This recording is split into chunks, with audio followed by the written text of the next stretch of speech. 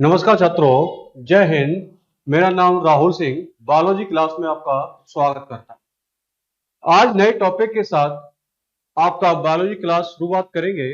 कल का टॉपिक आपको न्यूट्रिशन पढ़ाया था।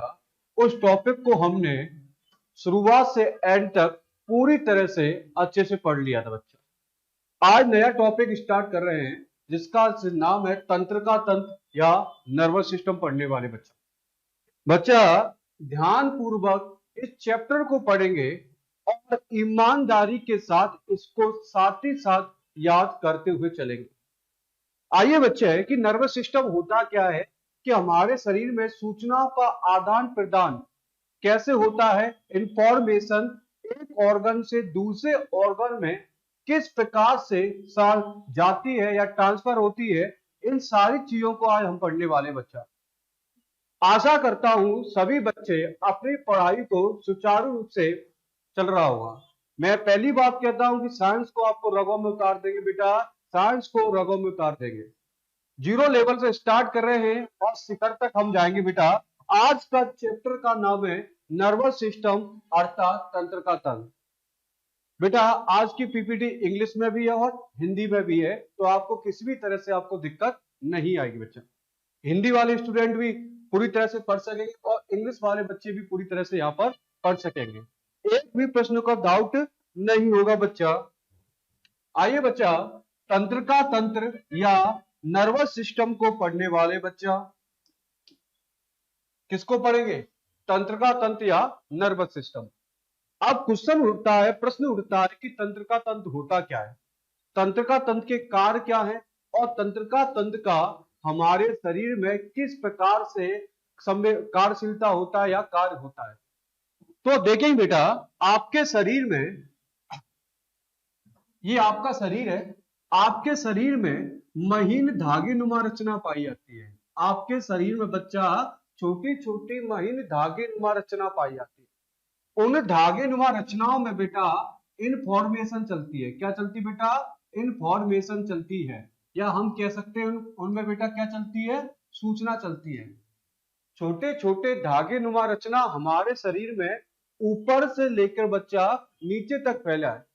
उनमें धागे नुमा रचनाओं में क्या चलता है बेटा? इंफॉर्मेशन चलती है या सूचना चलती है। देखिए बेटा, आपके शरीर में जैसे मेरा पैर साइलेंसर से लग गया बेटा, तो तुरंत साइलेंसर से पैर हट जाएगा। ये तो आपको पता है कि मेरा पैर तुरंत साइलेंसर से हट गया, क्योंकि मस्तिष्क से सूचना पैरों तक आई और सूचना किस पे आई बेटा? इन्हीं नर्वस सिस्टम या तंत्र का तंत्र के माध्यम से आई। इन्हीं नर्व्स के माध्यम से एक अंग से दूसरे अंग में सूचना का परिवहन होता है बेटा। देखें बेटा, हम खाना बनाते समय हमारा हाथ गैस से लग जाए तो हम तुरंत उस हाथ को हटा लेते हैं। क्यों? क्योंकि सूचना मस्तिष्क से सूचना हाथों तक आई और तुरंत हमने हाथों को हटा लिया बेटा। तो बेटा जिस प्रकार हमारी जो गाड़ी होती है, कार होती है, एक सड़क पर चलती है, इसी प्रकार हमारे शरीर में सूचनाओं का आदान प्रदान, इंफॉर्मेशन जो होता है वो किस पर चलता है? नर्वस सिस्टम या तंत्र का तंत्र के माध्यम से चलता है। बेटा सीखने की कोशिश करेंगे बेटा, देखेंगे एक ऐसा तंत्र जो सोचने में, समझने में और याद रखने में, एक ऐसा तंत्र जो सोचने में, समझने में और याद रखने में सहायता करता है, ऐसे तंत्र को या ऐसे सिस्टम को हम नर्वस सिस्टम कहते हैं बेटा। बेटा अगर हम किसी बात को सोचते हैं तो भागीदारी कौन होता है? नर्वस सिस्टम होता है बेटा। ब्रेन होता है, स्पाइनल कॉर्ड होते हैं, उसमें बहुत सारे ऑर्गन्स होते हैं बेटा। अगर हम किसी बात को समझते हैं वो भी इसी के आधार पर, अगर हम किसी वस्तु को याद रखने, स्मृति रखने में सहायता करते हैं वो भी नर्वस सिस्टम के आधार पर। बच्चा सीखने की कोशिश करें। साइंस कुछ नहीं है बेटा, साइंस आपको कनेक्ट करने वाला है। ह्यूमन बॉडी से जब साइंस को कनेक्ट कर दो ना बच्चा, आपका हर प्रश्न सॉल्व होगा। बेटा इधर देखेंगे, जब आप सोचते हो या आप समझते हो या याद करते हो, वो सारा का सारा तंत्र किसके आधार पर होता है? नर्वस सिस्टम के आधार पर होता है। बेटा ये भी बात सीख लो बच्चा, हमारे शरीर के साथ पूरी बॉडी को, हमारे शरीर की पूरी बॉडी को, ऑल बॉडी पार्ट को कंट्रोल करने का कार्य, नियंत्रण करने का कार्य नर्वस सिस्टम करता है। कौन करता है बेटा? तंत्र का तंत्र या नर्वस सिस्टम करता है बच्चा। मेरी बात सुनना बेटा, अगर मैं किसी वस्तु को याद करने की क्षमता मेरी अच्छी है तो मेरा कौन अच्छा है? नर्वस सिस्टम अच्छा है। अगर मैं किसी चीज को आसानी से समझ लेता हूं तो मेरा नर्वस सिस्टम अच्छा है। मैं सोचने समझने में, स्मृति रखने में अच्छा हूं तो बेटा मेरा नर्वस सिस्टम अच्छा है। नर्वस सिस्टम सोचने के साथ हमारे शरीर के पूरे पूरे शरीर को क्या करता है? कंट्रोल करता है, रेगुलेट करता है, नियंत्रण करने का कार्य कौन करता है बेटा? नर्वस सिस्टम करता है। कौन करता है? Nervous system. इसी को क्या कहते हैं बेटा? तंत्र का तंत्र या नर्वस सिस्टम कहते हैं। तंत्र का तंत्र जो होते हैं धागे नुमा होते हैं। धागे नुमा मतलब महीन फाइबर जो होते हैं, महीन फाइबर जो होते हैं उनमें बहता है बेटा। इसकी कोशिका को हम नर्व सेल कहते हैं बेटा। क्या कहते हैं? तंत्रीय कोशिका या नर्व सेल कहते हैं बच्चा। तंत्रीय कोशिका या नर्व सेल कहते हैं बेटा। सीखने की कोशिश करना, हमारे शरीर में जो भी कुछ होता है वो तंत्र का तंत्र के माध्यम से होता है। और तंत्र का तंत्र हमें हमारे शरीर में धागे नुमा रचना महीन फाइबर के रूप में फैली हुई है। इसी को बेटा क्या कहते हैं? नर्व सेल या तंत्र का कोशिका कहते हैं बच्चा। अगर मेरी बात आपको स्पष्ट समझ में आई होगी तो बेटा इस पीपीटी के अलावा आपको कुछ नहीं पढ़ना। ये ध्यान देना, यही पीपीटी आपका सिलेक्शन दिलवाएगी बेटा। मैं आपको जीरो से लेकर शिखर तक साइंस पढ़ाने आया हूं बेटा। इस पीपीटी के अलावा कुछ ना पढ़े। अगर पढ़ना है तो ऑब्जेक्टिव क्वेश्चन ज्यादा से ज्यादा लगाएं बेटा। तंत्रीय कोशिका को हम क्या कहते हैं? नर्व सेल कहते हैं। क्या कहते हैं बेटा? नर्व सेल कहते हैं। तंत्रीय कोशिका में कौन होते हैं बेटा? न्यूरॉन होते हैं। क्या होते हैं? न्यूरॉन जो होते हैं वो सूचनाओं का एक स्थान से दूसरे स्थान तक ले जाने का कार्य करते हैं बेटा। सीखने की कोशिश करें कि जो नर्व सेल होती है, नर्व सेल में कौन होते हैं? न्यूरॉन्स होते हैं। और न्यूरॉन जो होते हैं या तंत्रिका जो होती है हमारे शरीर की सबसे बड़ी कोशिका है बच्चा। बच्चा सीखेंगे, मैं आपकी ईमानदारी से बता दूं बेटा, आपको साइंस लिप देंगे। ये बताओ बच्चा, हमारे शरीर की सबसे बड़ी कोशिका कौन सी है? तंत्रीय कोशिका या नर्वस सिस्टम या तंत्रिका कोशिका होती है।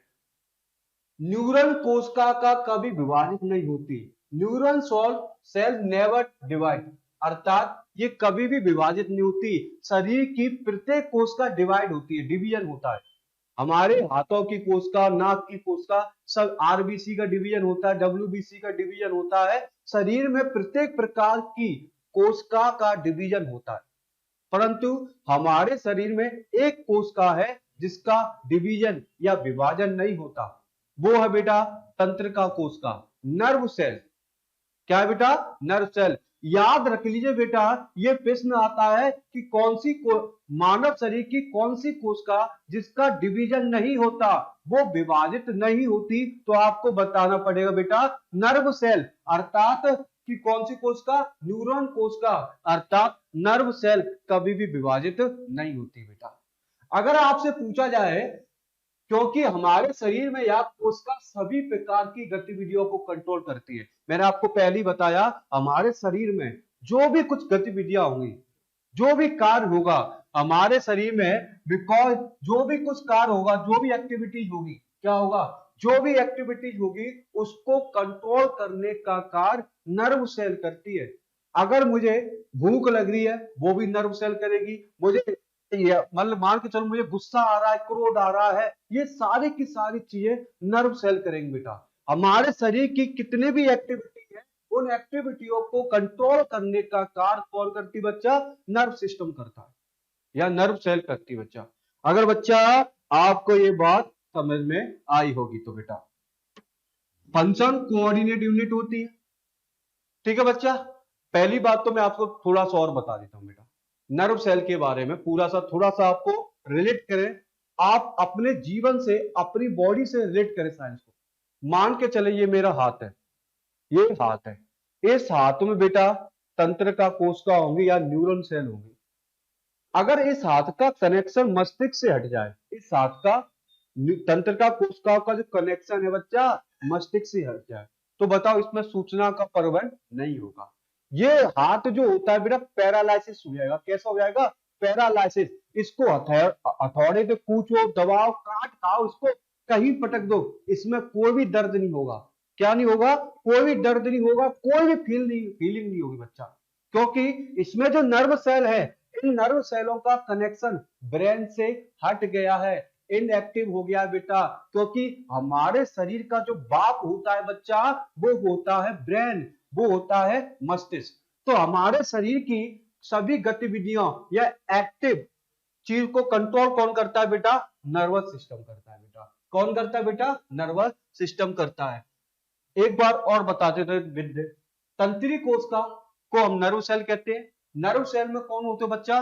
न्यूरॉन होते हैं। और न्यूरॉन शरीर की सबसे लार्जेस्ट सेल है, सबसे लंबी कोशिका है। इनका कभी भी डिवीजन या कभी भी विभाजित नहीं होती। न्यूरॉन्स कभी भी विभाजित नहीं होती। बच्चा आपको याद हो गया?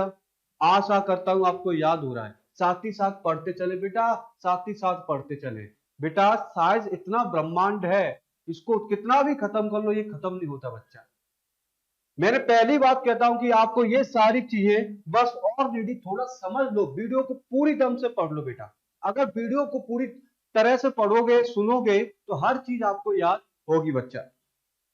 अब बात करते हैं, संरचना देखते हैं न्यूरॉन की संरचना, स्ट्रक्चर ऑफ न्यूरॉन्स क्या होता है, भली भांति समझने की कोशिश करेंगे बेटा। आपको बता दें, ये जो झाड़ी नुमा रचना दिखाई दे रही है आपको, ये झाड़ी नुमा रचना होती है ना बेटा, इसको कहते हैं डेंड्रॉन कहते हैं। क्या कहते हैं? डेंड्रॉन। ये झाड़ी नुमा रचना को बच्चा क्या कहते हैं? डेंड्रॉन कहते हैं। आपको बता दें, यहां पर ये जो अंदर का जो पार्ट है, ये अंदर का पार्ट है, इसको हम क्या कहते हैं? न्यूक्लियस कहते हैं, केंद्रक कहते हैं। बच्चा इसे क्या कहते हैं? हम केंद्रक कहते हैं। अगर आपको पूछा जाऊं, ये जो भाग है, ये जो भाग है पूरा, इसे हम सेल बॉडी कहते हैं। इस भाग को हम क्या कहते हैं बेटा? सेल बॉडी कहते हैं। पहली बात करें, जो न्यूरॉन्स की संरचना आपको दिखाई दे रही है ना, ये सांप जैसी दिखाई दे रही है, सांप जैसी दिखाई दे रही है, आपको डसने वाली है बेटा न्यूरॉन्स, आपको फिनिश करेगी बेटा। जो झाड़ी नुमा रचना होती है बेटा, झाड़ी नुमा रचना को बच्चा क्या कहते हैं? डेंड्राइन कहते हैं। और बेटा जो अंदर वाला जो पार्ट होता है, उसे हम केंद्रक कहते हैं। ये इस वाले भाग को हम क्या कहते हैं? सेल बॉडी, या कहीं कहीं साइटोन भी लिखा होता है बेटा।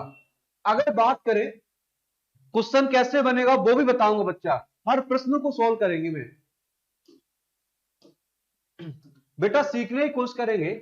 ये जो देख रहे हैं यहां पर, ये नीले कलर का पार्ट, ये वाला जो पार्ट है ना बच्चा, ये वाला पार्ट, ये जो पार्ट है, इस पार्ट को हम क्या कहते हैं बच्चा? इस पार्ट को हम कहते हैं एक्सॉन कहते हैं। क्या कहते हैं बेटा? इस पार्ट को हम एक्सॉन कहते हैं। सीखेंगे बेटा, जो यहां पर ये जो पार्ट है ना बेटा, इस पार्ट को हम क्या कहते हैं बच्चा? एक्सॉन कहेंगे। क्या कहेंगे बच्चा? एक्सॉन कहेंगे। अगर बात करें यहां पर थोड़ा सा और थोड़ा सा और थोड़ा सा लेते हुए चलते बेटा, देखेंगे यहां पर ये जो दीवार सी बनी है, इस दीवार को हम क्या कहते हैं? इस दीवार को हम क्या कहते हैं? इस दीवार को कहते हैं माइलिन शीट। क्या कहते हैं बेटा? माइलिन शीट कहते हैं। पेपर पे पूछा जाएगा कि माइलिन शीट का संबंध किससे संबंध है, तो आपको न्यूरॉन से, तंत्रिका कोशिका से, न्यूरॉन सेल से संबंधित है बेटा। ये यहां से ये अंदर गया, इस वाले भाग को बच्चा कहते हैं एक्सॉन कहते हैं। यहां पर जो सीट है बेटा, ये जो सीट है उसको क्या कहते हैं? माइलिन सीट कहते हैं। बच्चा ध्यान से सुने, क्या कहते हैं बच्चा? माइलिन सीट कहते हैं। याद हो रहा है माइलिन सीट क्या होती है? इसे हम बेटा क्या कहते हैं? माइलिन सीट कहते हैं। बच्चा इसे क्या कहते हैं? माइलिन सीट कहते हैं। अब बेटा थोड़ा सा सीखते हुए चले, बच्चा इधर देख रहा, बच्चा थोड़ा इधर देखते हुए चले। यहां पर गैप दिखाई दे रहा है आपको, गैप, यहां पर खाली जगह है, यहां पर खाली जगह है, गैप है, यहां पर भी गैप है, यहां पर भी गैप है, और बेटा यहां पर भी गैप है, और बच्चा यहां पर गैप है। जब ये गैप पाया जा रहा है, इन दोनों के बीच में थोड़ा सा गैप पाया जाता है, उसे रेनवियर कहते हैं। क्या कहते हैं? रेनवियर कहते हैं बच्चा। उसे क्या कहते हैं? रेनवियर कहते हैं बच्चा, रेनवियर कहते हैं। आपका संबंध ही पूछा जाएगा। वो गए जमाने जो लूसेंट से क्वेश्चन आ जाते थे, वो गए जमाने जो 70 नंबर पे क्वालिफाई हो जाते हैं। अब बेटा आ जाता है 80% नंबर लाना है बेटा। किसी ओबीसी कैटेगरी वालों को, जनरल कैटेगरी वालों को 80+ नंबर लाना है हिम्मत तो लाओ बेटा। कौन लाएगा? जो बच्चा प्यार से वीडियो देख रहा हो, वो बच्चा लाएगा। जो ईमानदारी से इस वीडियो को सुन रहा है, वो बच्चा लाएगा। जो ऑब्जेक्टिव क्वेश्चन को सॉल्व करता है बच्चा। फालतू वाले बच्चों मेढक की तरह होते हैं। जब बरसात आती है मेढक उछलते ना, इसी तरह जब वैकेंसी आती है ना, तो बरसाती मेढक के बच्चे होते हैं। उन्हें लेना देना कुछ नहीं है। जो बच्चा 1% मेरी बात सुनना है, वीडियो को देख रहा है बच्चा, वो ध्यान पूर्वक इसको सुने। मैंने बोला ये झाड़ी नुमा भाग को क्या कहते हैं? डेंड्रॉन कहते हैं बेटा। इसके अंदर वाले भाग को क्या कहते हैं? केंद्रक कहते हैं बेटा। इस पूरी भाग को क्या कहते हैं? वीओडीवाई। इस वाले भाग को क्या कहते हैं? बॉडी सेल कहते हैं, साइटोन कहते हैं। यहाँ पर ये जो भाग है, ये जो भाग है, ये जो भाग है, इसको हम क्या कहेंगे बेटा? एक्सोन कहेंगे। इसको क्या कहेंगे बच्चा? इस प्रोटीन, इसको क्या कहेंगे? माइलिन शीट कहेंगे। और गैप जो पाया जाता है, खालिस्तान पाया जाता है बच्चा, उससे बच्चा रेन बियर कहते हैं। उसे बच्चा क्या कहते हैं? रेन बियर कहते हैं। मेरी बात इतनी समझ में आई होगी बेटा। अगर मैं सबसे बात यहाँ पे पूछू थोड़ा सा, देखिए बच्चा, ये जो आपको डेंड्रॉन दिखाई दे रहा है, यहाँ पर जो भुट्टी ये संरचना दिखाई दे रही है, यहाँ पर ये वाला भाग दिखाई दे रहा होगा। यहाँ पर आपको बता दें, ये जो भाग दिखाई दे रहा है ना बेटा, ये वाला नीचे वाला भाग, ये जो भाग दिखाई दे रहा है, इसमें न्यूरोट्रांसमीटर ये न्यूरोट्रांसमीटर होते हैं। क्या होते हैं बेटा? न्यूरोट्रांसमीटर। यहाँ पर बेटा केमिकल रिलीज होते हैं। क्या होते हैं बेटा? केमिकल रिलीज होते हैं, रसायन स्रावण होते हैं बेटा। बेटा बेटा इधर देखने की कोशिश करना। यहाँ पर जो ये न्यूरोट्रांसमीटर होते हैं, यहाँ पर केमिकल रिलीज होते हैं बच्चा। क्या होते हैं? केमिकल रिलीज होते हैं। और केमिकल रिलीज होने, यहाँ पर ही बेटा केमिकल रिलीज होते हैं, और केमिकल रिलीज हो जाने के कारण सूचना दूसरे स्थान तक पहुंचती है बेटा। मेरी बात इतना सीखने की कोशिश करें, अगर आपको बता दें कि इस वाले भाग में क्या होते हैं? केमिकल रिलीज होते हैं, रसायन का स्रावण होता है। इतनी बात आपको समझ में आई होगी। अगर इस डायग्राम की बात करूं, इस वाले भाग को बेटा क्या कहते हैं? अंदर वाले भाग को न्यूक्लियस कहते हैं। और जो झाड़ी नुमा उसे क्या कहते हैं? डेंड्रॉन कहते हैं, डेंड्राइन कहते हैं बेटा। इस पूरी संरचना को, ऊपर वाली संरचना को क्या कहते हैं? सेल बॉडी कहते हैं, सेल बॉडी कहते हैं बेटा। इस वाले भाग को, ये जो भाग है, उसे हम क्या कहते हैं बच्चा? एक्सोन कहते हैं। उसे हम क्या कहते हैं बच्चा? एक्सोन कहते हैं। क्या कहते हैं बच्चा? एक्सोन। अब बेटा जो बताने जा रहा हूं उस पर थोड़ा फोकस करना बच्चा। सबसे पहले जो इंफॉर्मेशन होती है ना, सबसे पहले सूचना जो होती है, वो सबसे पहले डेंड्राइन में आती है। किसमें आती है बेटा? डेंड्राइन में आती है। सबसे पहले जो सूचना होती है वो डेंड्राइन में आती है। सबसे पहले सूचना कहां पे आएगी बेटा? डेंड्राइन में आती है। कहां पे आएगी बच्चा? डेंड्राइन में आती है। उसके बाद सूचना जो होती है वो सेल बॉडी में आती है। किसमें आती है बच्चा? सेल बॉडी में आती है। उसके बाद सूचना जो होती है न्यूक्लियस में आती है बेटा। किसमें आती है? न्यूक्लियस अर्थात केंद्रक में आती है बच्चा। पहले इंफॉर्मेशन को समझो बेटा। इंफॉर्मेशन जो होती है, सूचना जो होती है, मस्तिष्क से सूचना या इंफॉर्मेशन शरीर के अंग तक जाते हैं बेटा। इस हाथ में इंफॉर्मेशन जाती है। दिमाग ने कहा हाथ को उठाओ, तो बेटा मेरे हाथ को उठा लिया। दिमाग ने कहा हाथ को नचाओ, तो मैं हाथ को नचा रहा हूं। तो ये सूचना दिमाग से कहां जा रही है? हाथ में जा रही है। तो सबसे पहले सूचना किस में आती है बेटा? न्यूरॉन्स के डेंड्राइन पार्ट में आती है। उसके बाद जो इंफॉर्मेशन होती है वो कहां आती है? सेल बॉडी में आती है। उसके बाद जो इंफॉर्मेशन होती है वो कहां पे आती है? न्यूक्लियस में आती है। और न्यूक्लियस के बाद जो सूचना जो होती है वो किस में आती है? एक्सॉन में आती है। किस में आती है बच्चा? एक्सॉन में आती है। अब यहां पर थोड़ा सा आपको देखना पड़ेगा कि अब सूचना कहां पे आ गई, एक्सॉन में। ये एक्सॉन का टर्मिनल पार्ट है, क्या है, टर्मिनल। बेटा ये एक्सॉन का टर्मिनल पार्ट है, ये जो भाग है ना बच्चा, ये वाला, इस वाले भाग को एक्सॉन टर्मिनल कहा जाता है। इसमें बेटा सबसे पहले सूचना कहां आई, डेंड्राइन में आई, उसके बाद सूचना इंफॉर्मेशन सेल बॉडी में आई, उसके बाद इंफॉर्मेशन केंद्रक में आई, उसके बाद एक्सॉन। अब उसके बाद सूचना कहां आएगी, टर्मिनल में आएगी बेटा, टर्मिनल में आएगी। अब बेटा इस भाग में क्या होता है, केमिकल रिलीज होते हैं। टर्मिनल भाग में क्या होते हैं, केमिकल रिलीज होते हैं बच्चा, इस वाले भाग में केमिकल रिलीज होते हैं। अगर बच्चा केमिकल रिलीज हो जाएंगे, केमिकल रिलीज हो जाएंगे। अब यहां पर देखने की कोशिश करना बच्चा थोड़ा सा, अगर आप संरचना को अच्छी तरह से पढ़ समझ गए ना बच्चा, अब इस चैप्टर में कुछ नहीं बचेगा। इसलिए बार बार फोकस कर रहा हूं कि आप पढ़ो बेटा, वीडियो को देखो। ये बताओ यहां पर इस वाले भाग पर रस केमिकल क्या हो रहे हैं, रिलीज हो रहे हैं, क्या हो रहे हैं, रिलीज हो रहे हैं। अब देखेंगे, अब देखेंगे, देखेंगे, देखो इनका जो टर्मिनल पार्ट है ड्यूसे न्यूरॉन से जुड़ा है बेटा।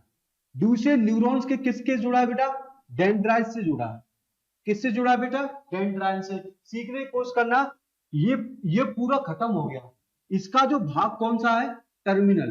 तो ये जो भाग है बच्चा वो किससे जुड़े बच्चा, डेंड्राइन से जुड़े हैं। तो यहां पर क्या होता है, एक्सॉन टर्मिनल में क्या होता है, केमिकल रिलीज होते हैं, और केमिकल रिलीज होकर दूसरे न्यूरॉन्स के, बेटा ध्यान रखना, दूसरे न्यूरॉन के डेंड्राइन में इंफॉर्मेशन द्वारा से जाती है। द्वारा से इंफॉर्मेशन क्या होती है, रिलीज होती है।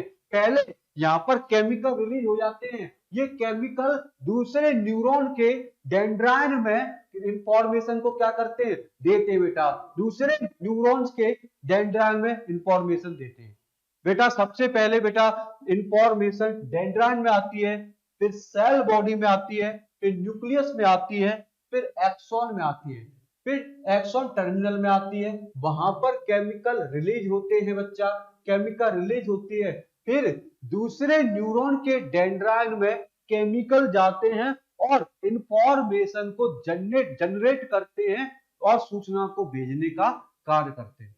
तो मेरी बात आपको समझ में आ गई बच्चा। जो प्रश्न बनेगा ना, मैं आपको बता दूं कि एक्सॉन कौन होता है। ये जो पार्ट हो गया एक्सॉन, ये कौन सी सीट हो गई, माइलिन सीट हो गई।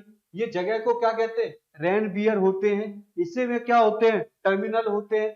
ठीक है बेटा, मेरी बात इतनी आपको प्यार से समझाई बच्चा। अगर आपको ना समझ में आई हुई बच्चा तो मुझे बता देना, मैं दोबारा से आपको बता दूंगा। परंतु मैं आशा करता हूं सभी बच्चों को ये बात समझ में आई होगी।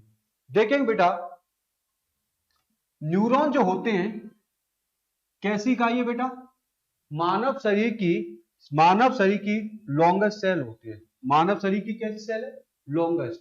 मानव शरीर की सबसे लंबी कोशिका को क्या कहते हैं, न्यूरॉन्स कहते हैं। पेपर में पूछा जाता है बेटा, हरदम पूछा जाता है कि मानव शरीर की सबसे लंबी कोशिका, लार्जेस्ट सेल कौन होती है बेटा, न्यूरॉन होती है। जिसकी लंबाई जो होती है लगभग कितने मीटर होती है, 1 मीटर होती है। इसकी जो लंबाई जो होती है बच्चा वो कितनी होती है, 1 मीटर होती है। बात समझ में आ गई। न्यूरॉन जो होता है वो भूड़ के किस में बनता है, एक्टोडर्म। जो भूड़ जो होता है माँ के गर्भ को, जो बच्चा होता है, शिशु होता है छोटा सा, जो भूड़ होता है, तो न्यूरॉन्स का निर्माण कहां पर होता है, देखेंगे यहां पर एम्ब्रॉय जो होता है। तो neurons is the format in the ectoderm. तो न्यूरॉन्स का निर्माण भूड़ के किस में होता है, एक्टोडर्म होता है। किसमें होता है बच्चा, एक्टोडर्म होता है बच्चा। याद रख लो बेटा, इसको मुट्ठी में, दिमाग में, जहां भी आपको याद रखना है वहां पर याद रखो कि न्यूरॉन्स का निर्माण एक्टोडर्म होता है। बस किसमें होता है, एम्ब्रॉय किसमें होता है, भूड़ के एक्टोडर्म में। मैंने बोला तंत्रिका तंत्र की संरचनात्मक क्रियात्मक इकाई कौन होती है। पहले क्वेश्चन आता है, neuron is the structure and function unit कि न्यूरॉन की जो यूनिट होती है, इकाई जो होती है बच्चा, न्यूरॉन्स की यूनिट जो होती है वो कौन होती है बेटा, सॉरी, तंत्रिका तंत्र की जो इकाई जो होती है बच्चा वो कौन होती है, न्यूरॉन्स होती है। कहने का अर्थ है सबसे यूनिट कौन सी होगी, न्यूरॉन। न्यूरॉन सिस्टम, ठीक है, neuron is the structure and function unit of the nervous system. तो हमारी कौन सी होती है, न्यूरॉन। बच्चा बहुत ही इंपॉर्टेंट है बेटा कि जो तंत्रिका तंत्र की जो इकाई है इस इकाई को हम क्या कहते हैं, न्यूरॉन्स कहते हैं। क्या कहते हैं, न्यूरॉन। बहुत ही इंपॉर्टेंट है कि न्यूरॉन का निर्माण एम्ब्रॉय जो होता है उसके एक्टोडर्म में होता है। न्यूरॉन में विभाजन की क्षमता नहीं होती। मैंने अभी भी बताया था आपको कि जो न्यूरॉन होते हैं does not have the ability और डिवाइड। कहने का अर्थ है जो न्यूरॉन जो होते हैं, न्यूरॉन्स जो जो होते हैं उसमें डिवीजन नहीं हो सकता, विभाजन नहीं हो सकता। शरीर की प्रत्येक सेल डिवीजन करती है, विभाजित करती है, पर बच्चा आपको बता दूं कि जो न्यूरॉन्स होते हैं, जो न्यूरॉन्स होते हैं उनमें डिवीजन नहीं होता, उनमें विभाजन नहीं होता। बेटा आपको इंग्लिश भी पता चल रहा है बेटा, इंग्लिश टर्मिनल शब्द भी बोल रहा हूं। अगर आपको लगता है इंग्लिश भी आपको सामने लिखी है तो आप वहां से पढ़ सकते हैं बेटा। न्यूरॉन्स आपस में मिलकर तंत्र का ऊतक बनाते हैं। क्या बनाते हैं बच्चा, तंत्र का ऊतक। जब बहुत सारे न्यूरॉन्स, एक न्यूरॉन्स, दो न्यूरॉन्स, तीन न्यूरॉन्स, बहुत सारे न्यूरॉन्स आपस में मिलकर टिश्यू बनाते हैं, तंत्र का ऊतक, नर्वस टिश्यू बनाते हैं। बेटा neuron jointed together to form the nervous tissue, अर्थात बहुत सारे न्यूरॉन्स मिलकर एक बड़े टिश्यू का निर्माण करते हैं जिसे हम नर्वस टिश्यू कहते हैं। तंत्रिका ऊतक के निर्माण में न्यूरॉन के साथ न्यूरोगिलिया नामक कोशिका भी बनती है। बस इस पॉइंट को आप याद रखना चाहो तो रख लेना, न्यूरोगिलिया जो होती है तंत्रिका ऊतक के माध्यम से बनती है। बच्चा हर तरह से आपको समझ, अगर कोई दिक्कत है बेटा तो पूछते हुए चलना बेटा। सभी देखेंगे बेटा, सभी प्राणियों का तंत्रिका तंत्र अति विशिष्ट प्रकार की कोशिका से बनता है जिसे हम न्यूरॉन सेल कहते हैं। क्या कहते हैं, न्यूरॉन सेल। ये विभिन्न प्रकार के उद्दीपन व संकेत होते हैं, इंफॉर्मेशन को पहचान कर ग्रहण करता है। बेटा सीखो देखेंगे, ये बताओ हम में नर्वस सिस्टम पाया जाता है, आप कहोगे हाँ पाया जाता है, क्योंकि हम हर तरह से किसी वस्तु को समझ सकते हैं, हर सब तरह से वस्तु को सुन सकते हैं, याद रख सकते हैं, क्योंकि हमारे अंदर नर्वस सिस्टम पाया जाता है। कुत्ते के अंदर पाया जाता है, हाँ, क्योंकि कुत्ता अपने मालिक को पहचान लेता है, अगर वो पहचान रहा है तो उसके अंदर नर्वस सिस्टम पाया जाता है। क्या नर्वस सिस्टम गाय में पाया जाता है, तो आप कहोगे बिल्कुल सही, हाँ पाया जाता है, क्योंकि गाय अपने बछड़े को पहचान लेती है। जो सजीव होते हैं बेटा, जो लिविंग होते ऑर्गन्स होते हैं उनमें नर्वस सिस्टम पाया जाता है। हम लोगों में भी नर्वस सिस्टम बेटा, और बेटा जो सजीव होते हैं, लिविंग ऑर्गन होते हैं, उनमें भी नर्वस सिस्टम पाया जाता है। अगर नर्वस सिस्टम नहीं होगा तो उनमें कोई भी एक्शन या क्रिया या नहीं होगी, मैकेनिज्म विधि नहीं होगी। कुत्ते में पाया जाता है, बिल्ली में पाया जाता है, डॉग में पाया जाता है, हाथी में पाया जाता है। हाथी में पाया जाता है क्योंकि अपने हाथी में देखा होगा वो अपने ग्रुप में चलता है, समूह में चलता है। शेर में भी नर्वस सिस्टम पाया जाता है। तो हर सजीव में भी क्या पाया जाता है, नर्वस सिस्टम। परंतु समझने की कोशिश करना, ठीक है बच्चा। जो नर्वस सिस्टम होता है, न्यूरॉन सेल है बेटा, न्यूरॉन सेल जो होती है तीन प्रकार की होती है। वैसे मोस्टली मैं दो ही बताऊंगा बेटा, वैसे दो ही पढ़ेंगे बेटा। एक साइटोन, साइटोन को हम सेल बॉडी भी कह रहे थे बेटा। साइटोन ऊपर वाला भाग होता है बेटा, कौन सा भाग होता है, इस भाग को हम क्या कहते हैं, ऊपर वाले भाग को हम क्या कहते हैं, साइटोन कहते हैं। दूसरा बेटा भाग होता है उसे हम एक्सोन कहते हैं। ये जो भाग है पूरा का पूरा जो भाग है बच्चा, ये जो भाग है पूरा का पूरा, उसे हम एक्सोन कहते हैं। बच्चा दोबारा सुनो, उसे हम एक्सोन कहते हैं। ऊपर वाले भाग को साइटोन कहते हैं और बेटा इस वाले भाग को बच्चा क्या कहते हैं, एक्सॉन कहते हैं। डेंड्रॉन वही डेंड्रान से मिलकर बना होता है, ऊपर ही झाड़ी नुमा रचना होती है। ठीक, तो मोस्टली बच्चा कितने रूपों में बांटा मैंने, दो रूपों में बांटा, एक साइटोन होता है, एक्सॉन होता है। डेंड्रोन डेंड्रान से मिलकर बना होता है। आप किसको पढ़ने वाले बेटा, साइटोन को। इंग्लिश भी दिए, आपको समझ में आएगा बेटा। ध्यान पूर्वक बच्चा पढ़ने की कोशिश करें अगर आपको सिलेक्शन लेना है तो। जो न्यूरॉन सेल होती है मुख्य भाग होता है, तंत्रिका कोशिका का सबसे इंपॉर्टेंट पार्ट वो कौन होता है, साइटोन होता है। बेटा ये जो ऊपर का जो भाग बताया मैंने, इस भाग को क्या कहते हैं, साइटोन। इस भाग को क्या कहते हैं, एक्सॉन। नीचे वाले भाग को क्या कहते हैं, डेंड्रॉन कहते हैं। बच्चा क्या कहते हैं, डेंड्रॉन। परंतु आपको बता दें ऊपर वाला जो भाग है सबसे इंपॉर्टेंट होता है, मुख्य होता है। क्या होता है, मुख्य होता है। इस वाले भाग में बेटा न्यूक्लियस पाए जाते हैं। बच्चा कौन पाया जाता है, न्यूक्लियस या केंद्रक पाया जाता है। या बेटा इस वाले भाग में कोशिका द्रव पाया जाता है। बच्चा कौन पाया जाता है, बच्चा कोशिका द्रव साइटोप्लाज्म पाया जाता है। क्या पाया जाता है बेटा, साइटोप्लाज्म पाया जाता है। बेटा जो ऊपर का जो भाग है बच्चा वो सबसे इंपॉर्टेंट होता है।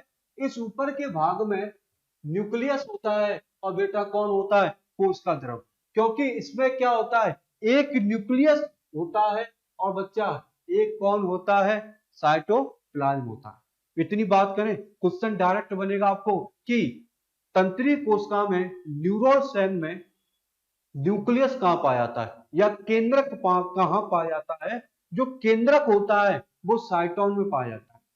बात करें नर्वस सिस्टम में, जो साइटोप्लाज्म होता है, कोशिका द्रव होता है, वो कहां पाया जाता है, तो अभी आपको आंसर लगाना है साइटोन में। कहां पर, साइटोन।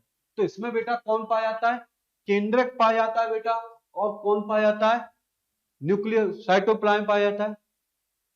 देखेंगे डेंड्राइन से होते हुए आए संवेदनाओं को एक्सॉन की ओर पहुंचाता है।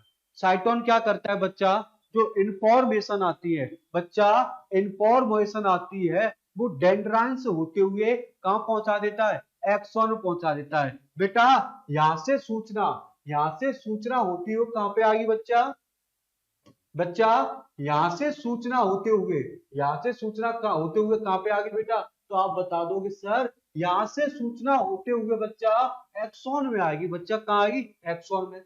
बेटा कहां पे आएगी, एक्सॉन में। सबसे बेसिक को थोड़ा सा, ये वाला भाग कौन है, साइटोन।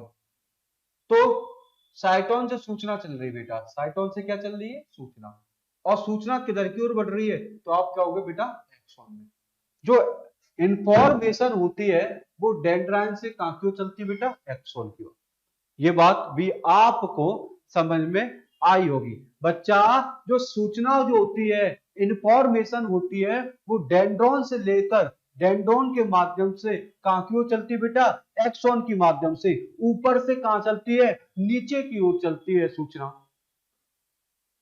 कोशिका द्रव में साइटोप्लाज्म में अनेक प्रोटीन पाए जाते हैं, निसेल्स कण बोलते हैं। ये बहुत इंपॉर्टेंट है बेटा, निसेल्स कण क्या होते हैं, ये कई बार पूछा जा चुका है कि निसेल्स कण जो होते हैं वो किसमें पाए जाते हैं।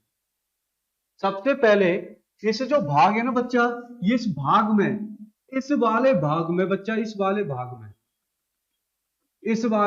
में निसेल्स कण पाए जाते हैं। क्या पाए जाते हैं, निसेल्स। तो हम बात करते हैं साइटोन में बेटा कौन पाए जाते हैं, निसेल्स कण पाए जाते हैं, निसेल्स कण पाए जाते हैं। याद रखना बेटा, तीन बात बताइए। सबसे पहले साइटोन में न्यूक्लियस और साइटोप्लाज्म पाया जाता है।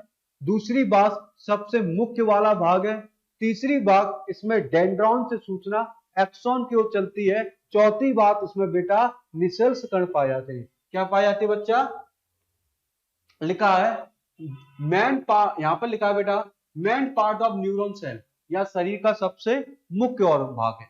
इसमें क्या पाया जाता है बेटा, न्यूक्लियस पाया जाता है बेटा, और क्या पाया जाता है बच्चा, साइटोप्लाज्म पाया जाता है। बेटा मैंने बताया इसमें जो इंपल्स होते हैं, इंफॉर्मेशन होती है, वो डेंड्रॉन से कहां की ओर चलती है बेटा, एक्सॉन की ओर चलती है। डेंड्रॉन से कहां की ओर चलती है, एक्सॉन की ओर चलती है। इसमें बेटा कौन से पार्टिकल होते हैं, निसल्स पार्टिकल होते हैं। तो बेटा निसल्स पार्टिकल किसमें होते हैं, साइटोन में होते हैं। किसमें होते हैं, साइटोन में। भली बात आपको समझ में आया होगा। अगर आपको अच्छे से इसको थोड़ा सुन रहे होंगे तो ये भी आपको समझ में आएगा। देखेंगे एक्सॉन एक लंबा तंतु प्रबंध होता है जो साइटोन से निकलता है। बेटा देखेंगे इस ऊपर वाले भाग को हम क्या कह रहा हूं, सेल बॉडी कह लो या साइटोन कह लो। ये जो भाग है वो कौन है, साइटोन।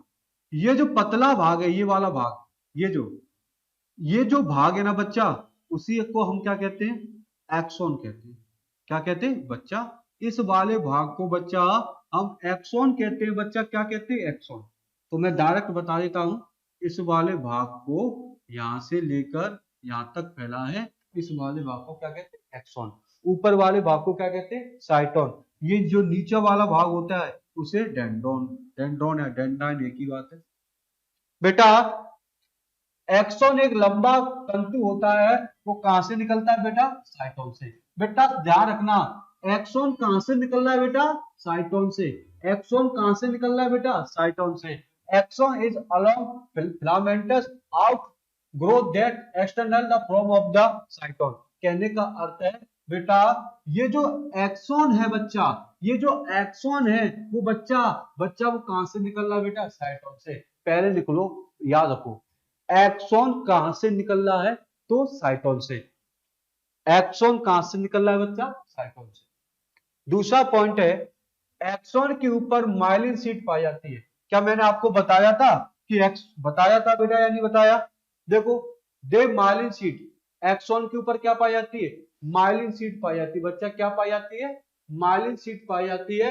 और माइलिन शीट के दोनों तरफ खाली स्थान पाया जाता है, उसे हम क्या कहते हैं, रेनवियर कहते हैं। बेटा क्या कहते हैं, रेनवियर।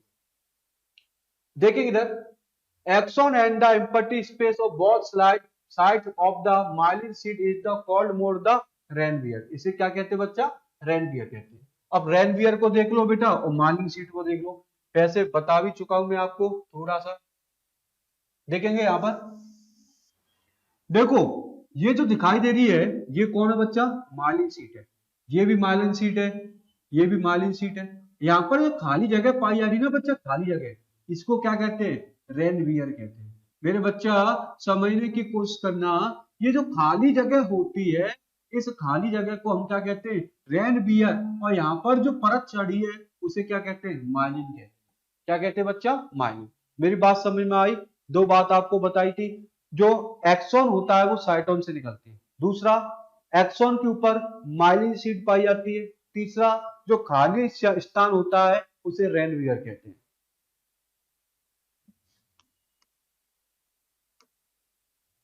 ठीक है, रेनवियर क्या करता है, जो इंफॉर्मेशन होती है, जो इंफॉर्मेशन को की तीव्र तीव्र गति कर देता है। रेनवियर क्या करता है बच्चा, रेनवियर करता है जो सूचना चली आ रही है, डेंड्रॉन से सूचना सेल बॉडी में, सेल बॉडी से न्यूक्लियस में, न्यूक्लियस से एक्सॉन में, एक्सॉन से डेंड्राइन में, जो सूचना चल रही है उन सूचना को तेज कर देता है, उनकी स्पीड को बढ़ा देता है। कौन करता है, रेनवियर।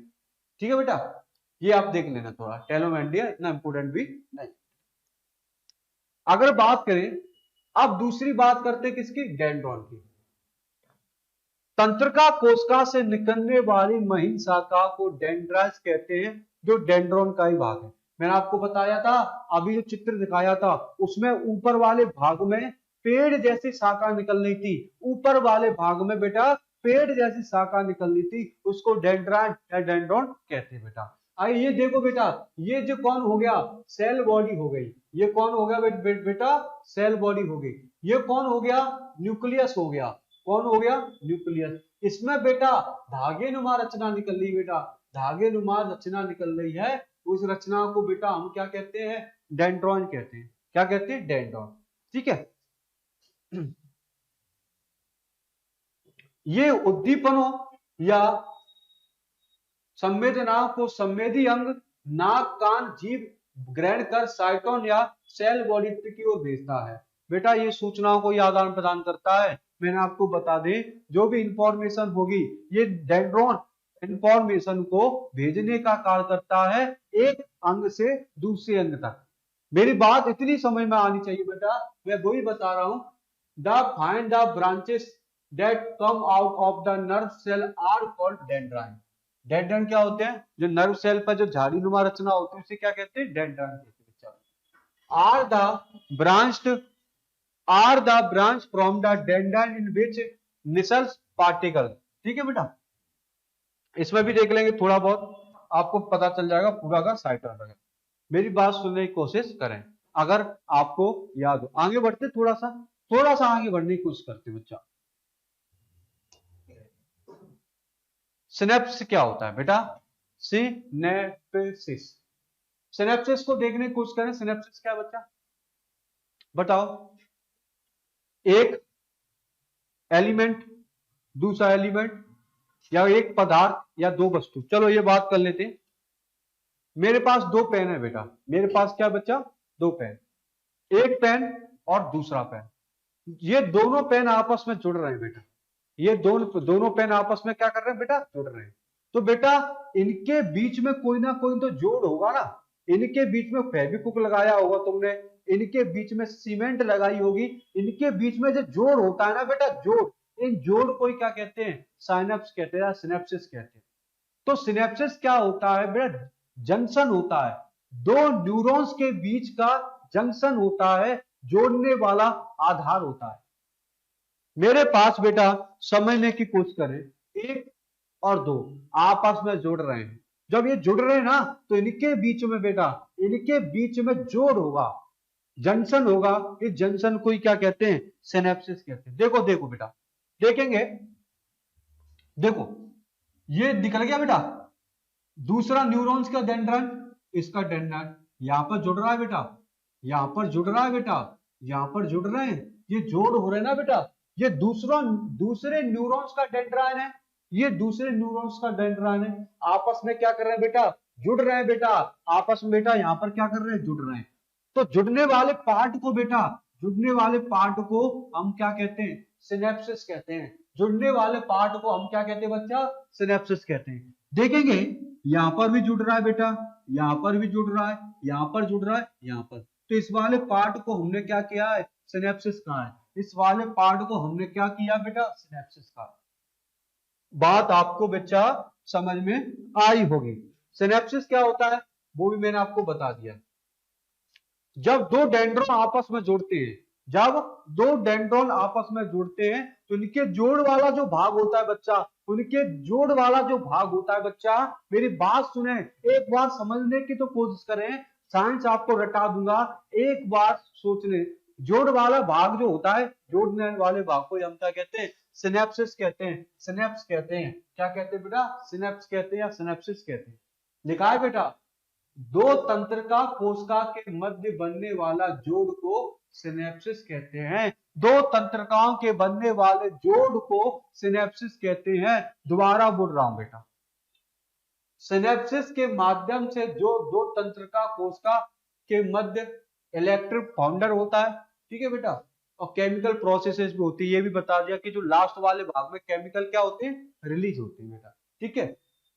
सिनेप्सिस पर सामान्यतः एसिटाइल कोलिन नाम का रसायन पाया जाता है। ये क्वेश्चन पूछा जा चुका है बेटा, ये क्वेश्चन आ चुका है कि एसिटाइल कोलिन, एसिटाइल बेटा यहीं पे तो केमिकल रिएक्शन, इस वाले भाग में तो केमिकल रिलीज होते हैं, इस वाले भाग में केमिकल रिलीज होते हैं, इस वाले भाग में केमिकल रिलीज होते हैं। क्यों? पहले डेंड्राइन के न्यूरॉन दूसरे डेंड्राइन के न्यूरॉन के साथ जुड़ते हैं तो वहां पर केमिकल रिलीज होते हैं। उस केमिकल का नाम बेटा, उस रसायन का नाम क्या होता है? Acetyl choline, acetyl choline. याद रखना, सिनेप्सिस पर ही केमिकल रिलीज होते हैं। इस केमिकल को क्या कहते हैं? एसिटाइल कोलिन कहते हैं। बच्चा याद कर ले, मन में याद कर लो बच्चा, ये याद कर लो बेटा, ये पेपर में आने वाला है। देखेंगे, देखेंगे junction between two nerve cell, मैंने बताया दो नर्व सेलों के बीच की जंक्शन को क्या कहते हैं? सिनेप्स कहते हैं। Junction between the two nerve cell called of synapse. दो नर्व सेलों के बीच के जंक्शन को क्या कहते हैं? Two nerve cell through synapsis intermediate electric and chemical part. इनके जोड़ों पे तो क्या होता है बेटा? केमिकल रिलीज होता है। कॉमनली कॉल्ड एसिटोकाइलिन एक्टिक साइटोकाइलिन, यहाँ पर साइटो होगा, सिनेप्स केमिकल रिलीज, यहाँ साइटोकाइलिन नाम का एक केमिकल पाया जाता है। अच्छा, ये भी आपको इंग्लिश में बताते चलना बेटा, मोस्टली आपको समझने की कोशिश करेंगे। सिनेप्स के 3 भाग है बेटा। कितने भागों में बांटा मैंने? सिनेप्सिस के 3 भागों में बांटा मैंने। नंबर 1, सिनेप्स में दो तंत्रिका आपस में स्पर्श नहीं करती, बल्कि इनके बीच में खांच होती है। इस खांच को बेटा न्यूरोट्रांसमीटर कहते हैं। इस खांच को क्या कहते हैं? न्यूरॉन। एक सेल, एक न्यूरॉन सेल, दूसरा न्यूरॉन सेल जुड़ रही है क्या? जुड़ती नहीं है। मैंने बताया जुड़ रही है, सिनेप्स कहते हैं।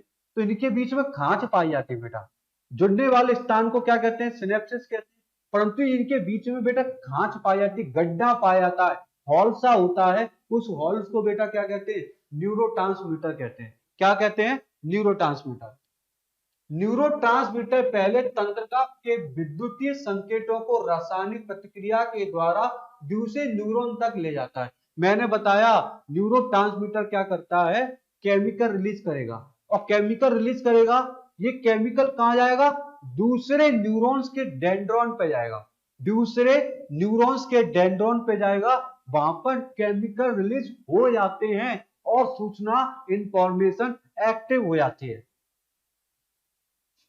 इस प्रक्रिया के लिए कैल्शियम महत्वपूर्ण है। मैंने बताया जो नर्वस सिस्टम जो प्रक्रिया है उसमें कैल्शियम की भूमिका होती है बेटा। ठीक है, इतनी बात आपको याद रखनी है बेटा, इतनी बात आपको याद रखते हुए चलेंगे।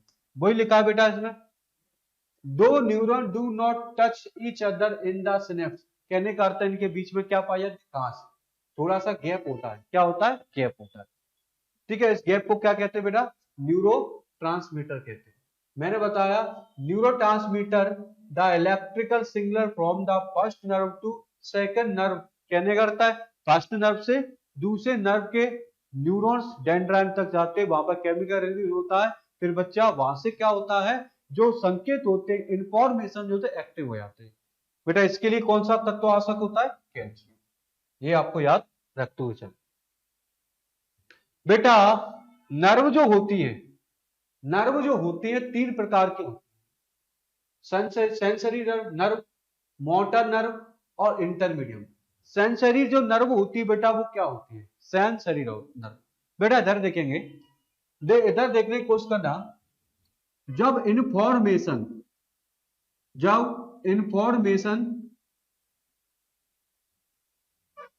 ऑर्गन से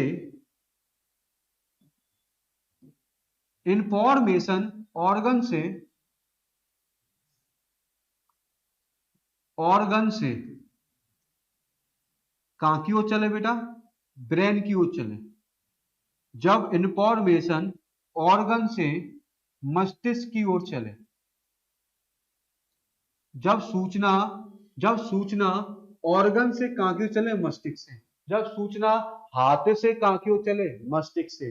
जब सूचना पैर से कहां की ओर चले? मस्तिष्क की ओर चले, तो वो क्या कहलाता है? सेंसरी नर्व कहलाता है। देखेंगे जो नीले कलर का दिखाई दे रहा है बेटा, ये जो सूचना है ये कहां की ओर चल रही है बेटा? ये ब्रेन की ओर चल रही है।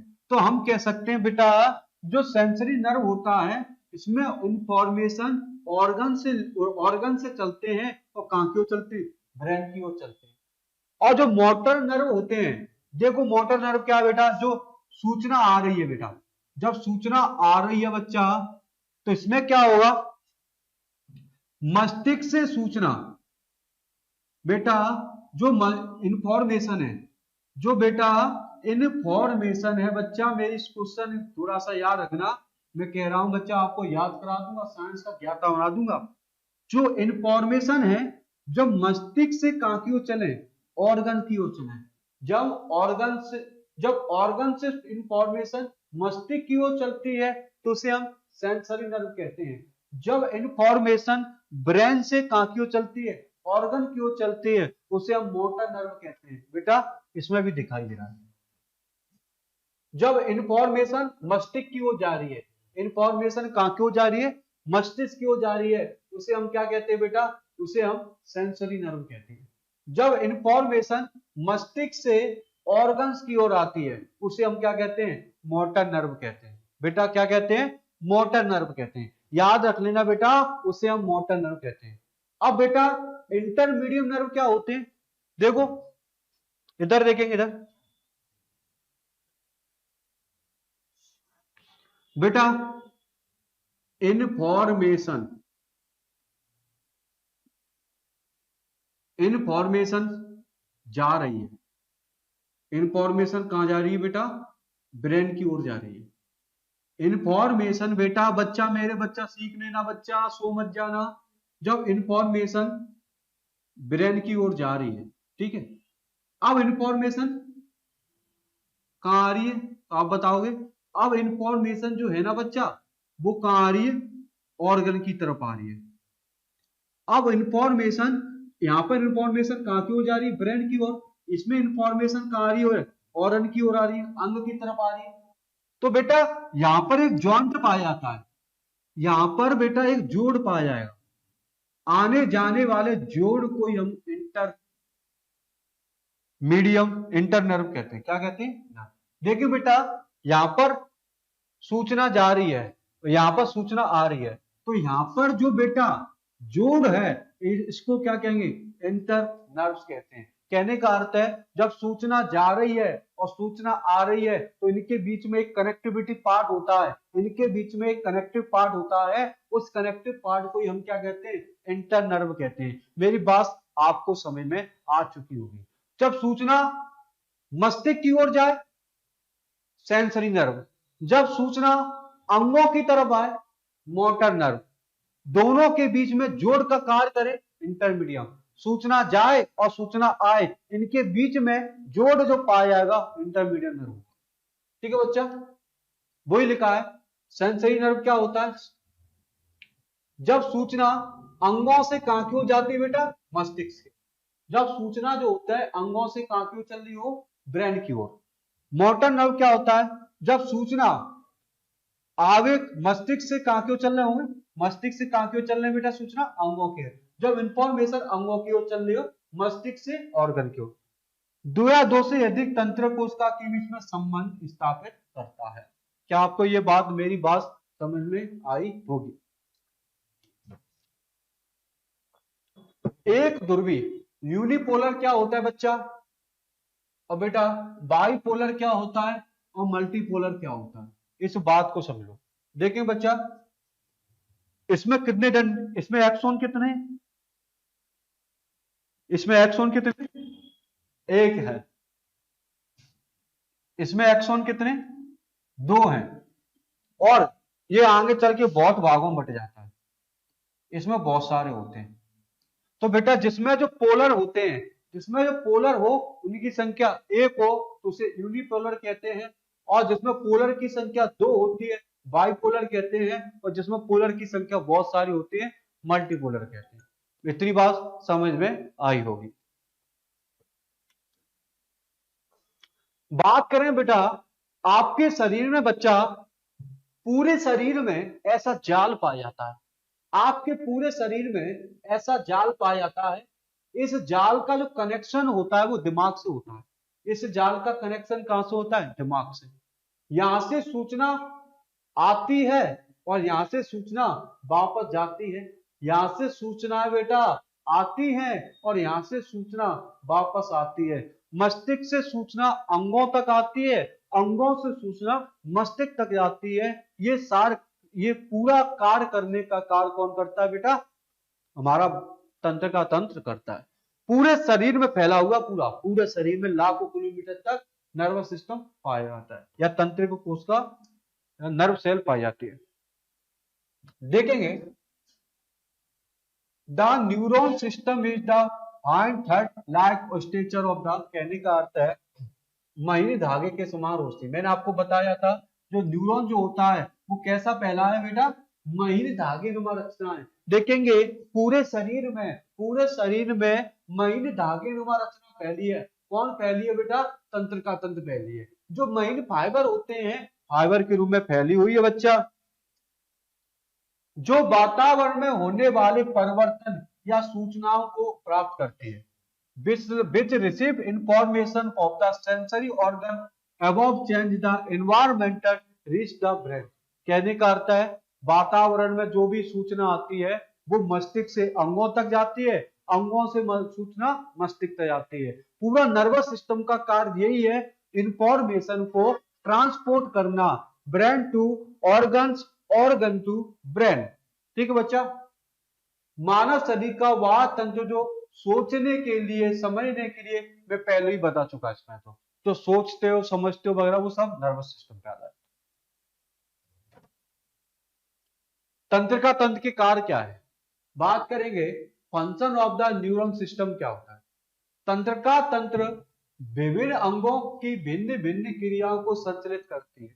मैंने बताया शरीर की प्रत्येक क्रिया को, प्रत्येक अंग को कंट्रोल कौन करता है, न्यूरॉन्स करता है। देखेंगे neuron system control to different function of the different organ. कहने का अर्थ है शरीर के प्रत्येक कोशिका को, प्रत्येक शरीर के प्रत्येक अंग को, शरीर के प्रत्येक भाग को कंट्रोल करता है नर्वस सिस्टम। दूसरा, समस्त मानसिक कार्यों का नियंत्रण करता है। दिमाग में जो भी कार्य होते हैं बेटा, सूचना आना जाना फलाना ढिकाना, कहने का अर्थ है control all the mental function. मानसिक फंक्शन, मेंटल जो फंक्शन होते हैं सारे मानसिक जो होता है उसको भी कंट्रोल करता है। या जंतुओं को बाहरी वातावरण के अनुसार प्रतिबंध करने का कार्य करता है। कहने अर्थ है जो बाहरी वातावरण में जो कुछ भी घटना हो रही है या हमें पता चल गया कि दुश्मन आ रहे हैं तो हम सचेत हो जाते हैं, तो बाहरी वातावरण से हमें पहले सचेत कर देता है, इंफॉर्मेशन हमारे दिमाग में अपलोड कर देता है। ठीक है, सब बुलबुई कलर है तो आपको समय पढ़ने में कोई दिक्कत नहीं। इसमें आपको एक बार रीडिंग माननी है, इंपोर्टेंट क्वेश्चन कोई नहीं है। मुख्य कार्य क्या होता है, तो मुख्य कार्य क्या होता है, जो इंफॉर्मेशन होती है brain to organs, organs to brain. ठीक है बच्चा, बच्चा सीखने की कोशिश करे बेटा। नर्वस सिस्टम जो होता है ना, types of nervous system, types of nervous system तीन प्रकार का है।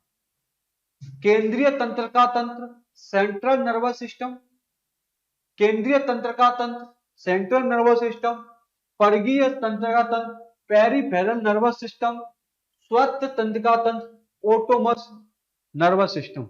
तो बेटा ये कौन है, केंद्रीय तंत्रिका तंत्र, परिधीय तंत्र और स्वस्थ तंत्रिका तंत्र। तीन भागों में बांटा गया है बेटा टाइप्स ऑफ नर्वस सिस्टम को। नर्वस सिस्टम के तीन भाग हैं, केंद्रीय, परिधीय, स्वास्थ्य। सेंट्रल हो गया, पेरिफेरल हो गया और ऑटोनोमस हो गया। अब बात करें बच्चा, सेंट्रल नर्वस सिस्टम के दो भाग हैं।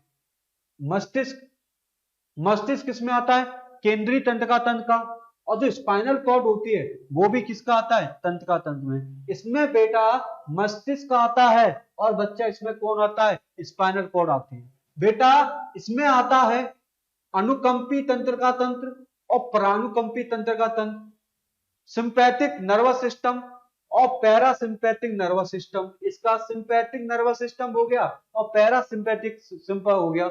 ये अनुकंपी हो गया, ये बच्चा परानुकंपी हो गया, इसके अंतर्गत आते हैं।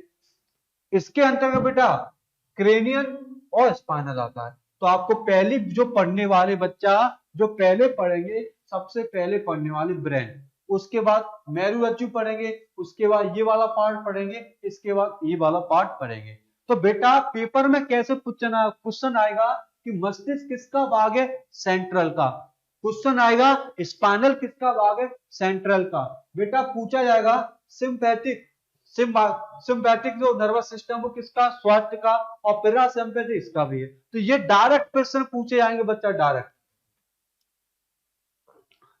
केंद्रीय तंत्र का तंत्र क्या है, आपको पता है केंद्र मतलब मुख्य, केंद्र में सरकार है तो किसकी चलती है देश में, केंद्र की सरकार की।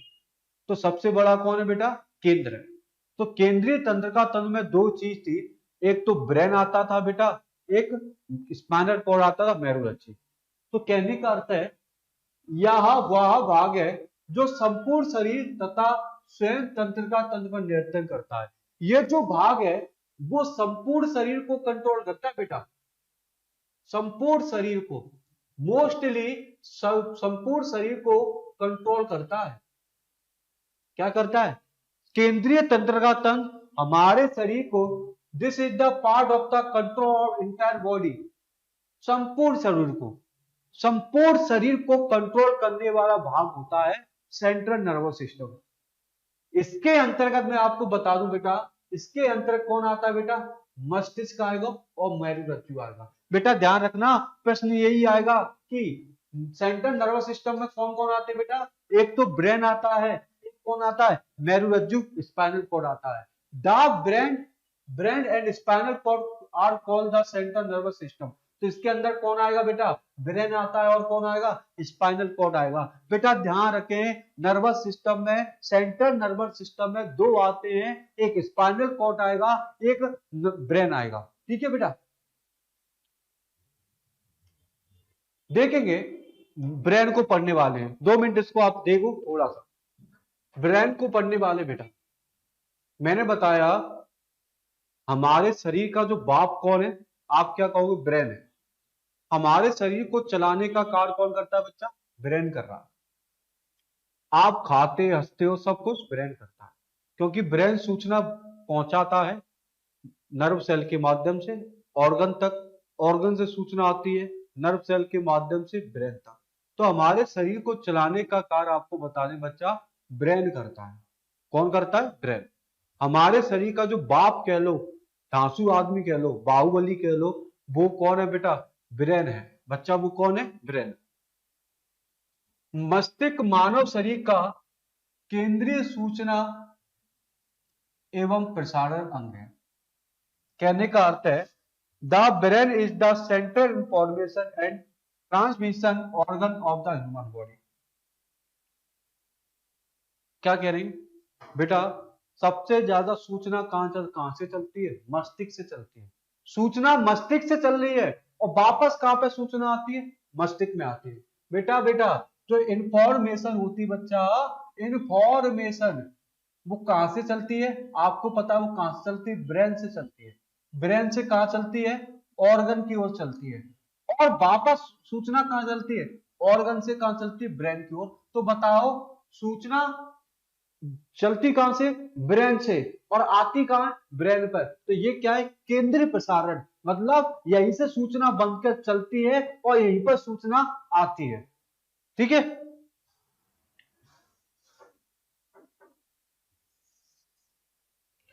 जो शरीर को ब्रेन क्या करता है? संतुलन बनाए रखता है।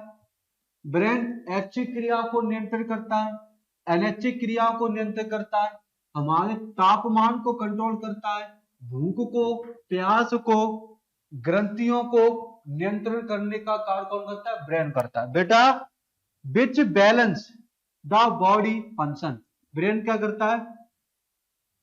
बैलेंस करता है हमारी बॉडी को।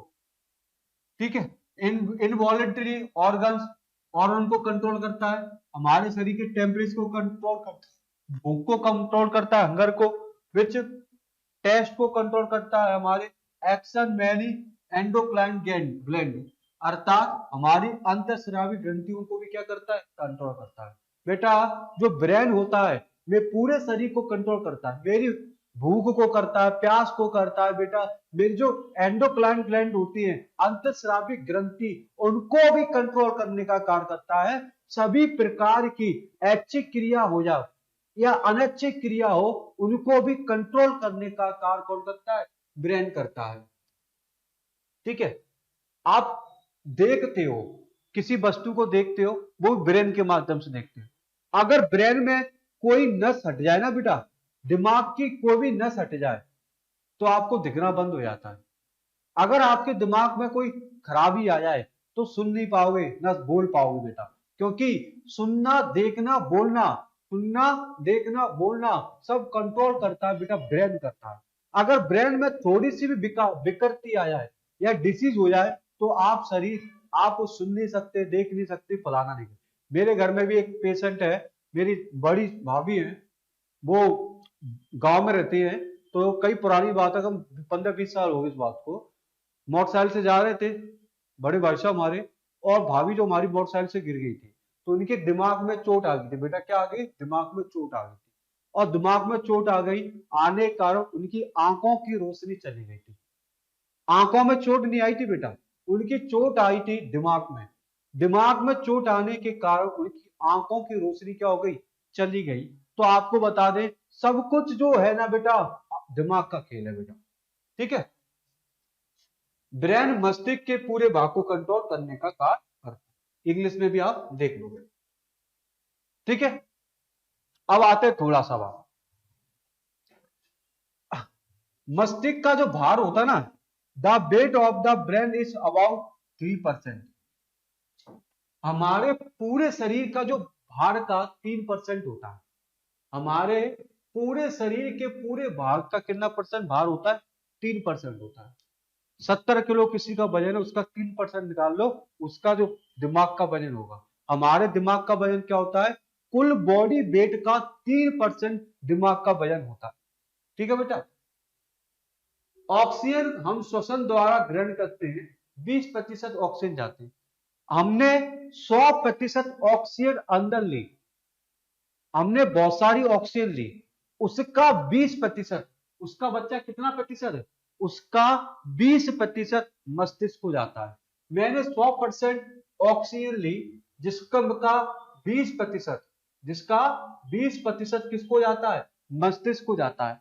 ठीक है बेटा, आप जो भी कुछ खाते हो ना, उसका 20% कैलोरी, आप जो भी कुछ खाओ उसका 20% कैलोरी ऊर्जा, वो भी किसको जाता है? ब्रेन को।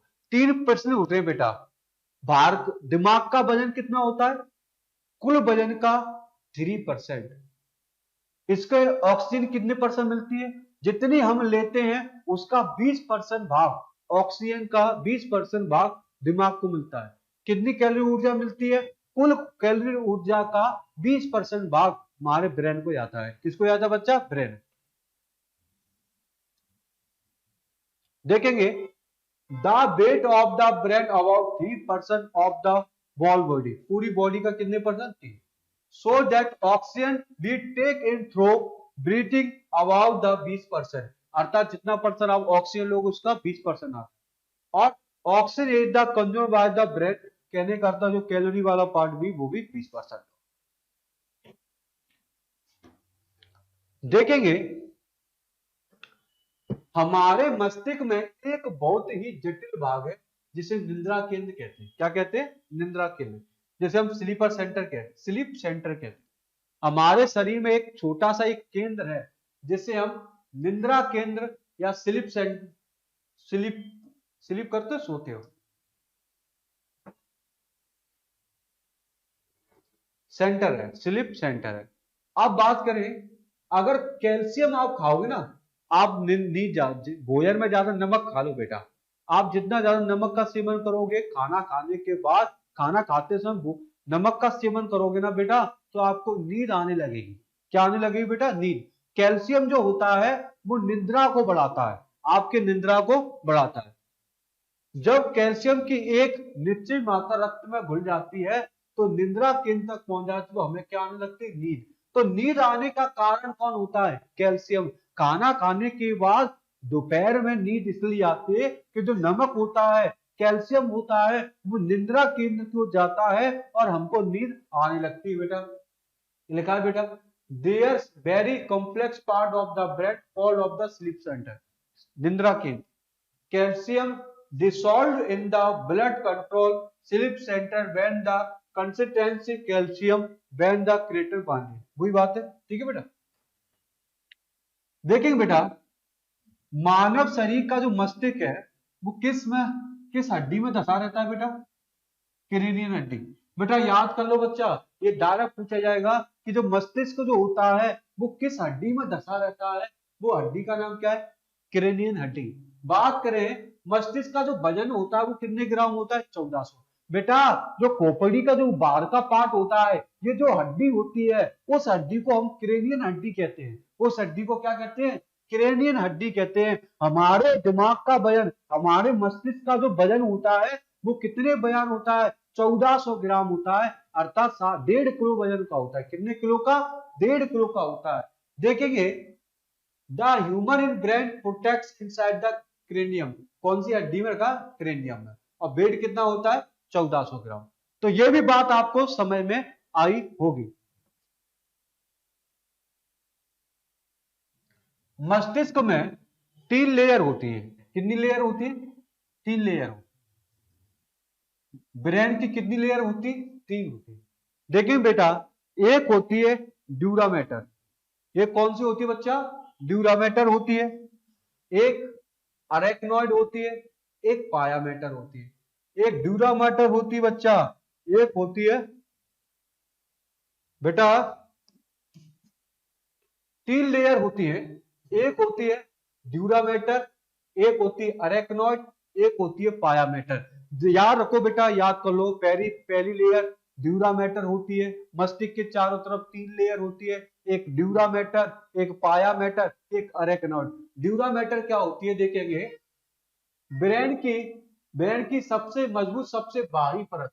ब्रेन की सबसे जो बाहरी लेयर होती है उसको क्या कहते हैं? Out most layer. जो आउट मोस्ट लेयर होती है उसी को ड्यूरामेटर कहते हैं। देखो बेटा, ब्रेन की देखो, ये ड्यूरामेटर है, अरेक्नॉइड और पायामेटर है। ये जो लेयर है ये वाली, इस लेयर को हम क्या कहते हैं? ड्यूरामेटर कहते हैं। और इसके अंदर वाली लेयर है ये वाली लेयर,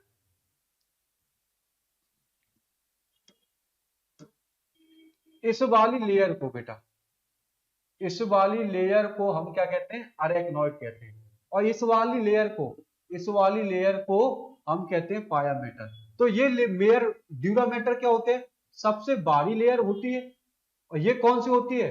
मध्य वाली लेयर होती है। और ये बेटा ये कौन सी होती है? सबसे अंदर वाली लेयर होती है। बेटा समझने की कोशिश करना, ड्यूरामेटर जो होता है, ड्यूरामेटर बाहरी आउटर लेयर, ये कौन सी होगी? Middle layer. ये कौन सी होगी?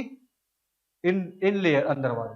तो देखेंगे बेटा, the strong part of out, ये बेटा कौन सी लेयर है? सबसे बाहरी लेयर है, जो हमारी चोटों से रक्षा करती है। अगर सर पर कोई पत्थर पड़ गया तो हमें थोड़ा सा दर्द होता है, अर्थात ये हमारे दिमाग की सुरक्षा करती है, ब्रेन की सुरक्षा करती है। मध्य वाले भाग को अरेक्नॉइड कहते हैं बेटा। क्या कहते हैं? अरेक्नॉइड कहते हैं। क्या कहते हैं? अरेक्नॉइड। तो ये जो मध्य वाला भाग है, मिडिल लेयर जो होती है, उसे अरेक्नॉइड कहते हैं। और अंदर वाली परत को क्या कहते हैं? इंटरनल लेयर जो होती है उसे हम पायामेटर कहते हैं। ठीक है, दोबारा बता देता हूं। सबसे बाहर वाली लेयर, सबसे बाहर वाली लेयर को ड्यूरामेटर, मध्य वाली लेयर को अरेक्नॉइड कहते हैं, और अंदर वाली लेयर को पायामेटर कहते हैं। ब्रेन को डिस्कवर किया है, बांटा गया। ब्रेन को क्या करें? डिस्कवर। देखेंगे हमारा ब्रेन 2 प्रकार का है, 3 प्रकार में बटा है। अग्र मस्तिष्क, नंबर 2 मध्य मस्तिष्क, नंबर 3 पश्चिम मस्तिष्क। एक आगे का मध्य मस्तिष्क, बीच का मस्तिष्क और पीछे का मस्तिष्क। देखिए ये एक आगे का मस्तिष्क हो गया, एक बीच का मस्तिष्क हो गया, एक बेटा किसका हो गया? पीछे का मस्तिष्क। हमारा ब्रेन 3 भागों में बटा है, अग्र मस्तिष्क, मध्य मस्तिष्क और पश्चिम मस्तिष्क। बेटा क्वेश्चन तो यहीं से आएगा डायरेक्ट, आपको बता दूं।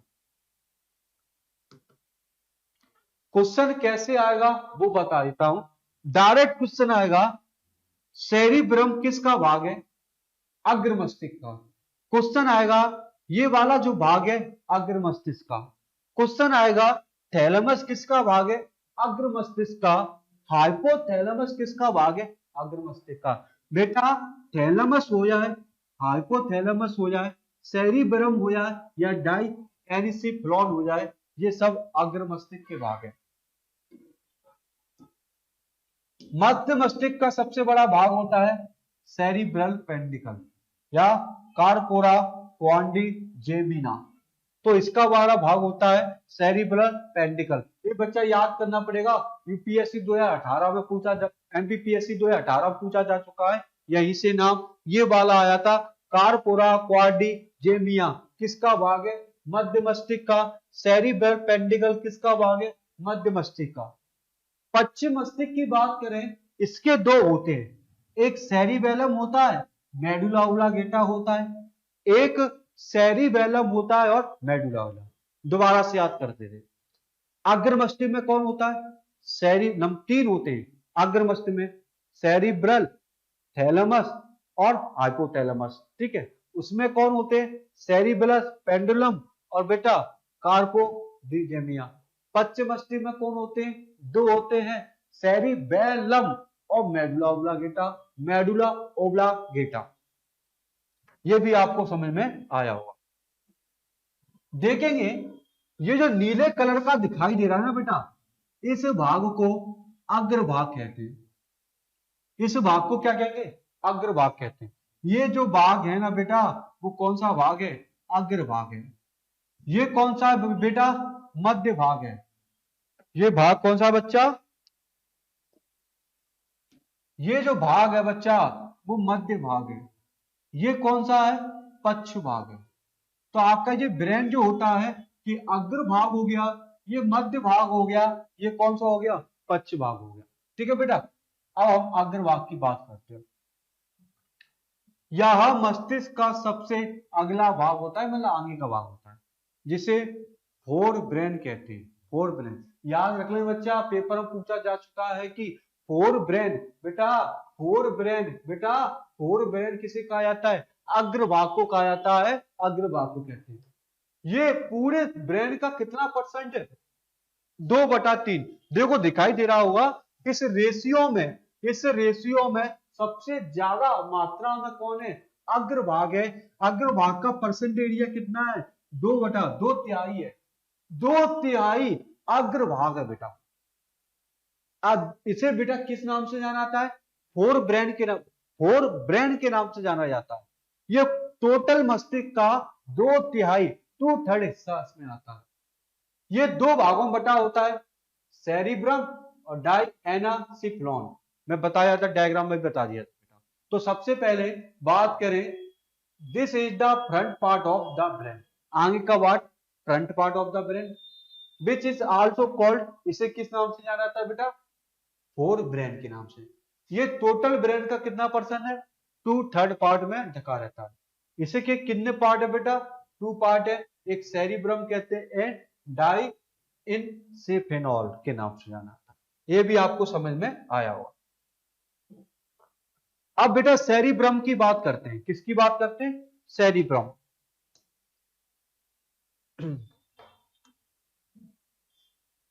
चित्र देख लो बेटा आप, सबसे पहले सेरिब्रम का। सेरिब्रम जो होता है, ये पूरा का पूरा चित्र आपको दिखाना पड़ेगा, जिसके माध्यम से आप समझ पाओगे। आगे वाला जो भाग है, आगे वाला जो भाग है, ये जो भाग है बेटा, ये जो भाग है आगे वाला भाग है, इस आगे वाले भाग को हम क्या कहते हैं, सेरिब्रम कहते हैं। कहने का अर्थ क्या, बेटा सीखने की कोशिश करना, सेरिब्रम को पढ़ रहे हैं बेटा, किसको पढ़ रहे हैं बेटा, सेरिब्रम। ठीक है,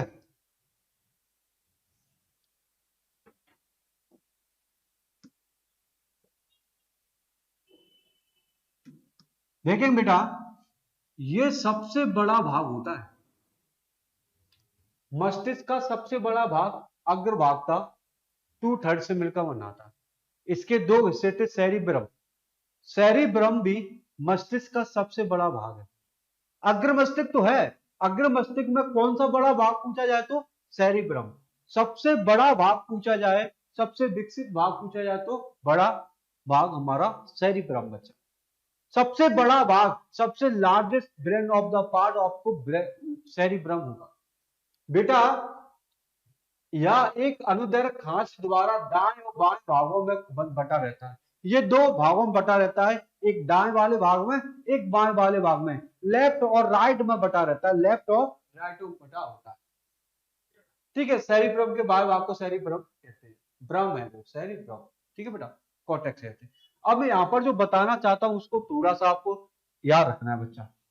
क्या बता रहा हूं वो थोड़ा सा देखें।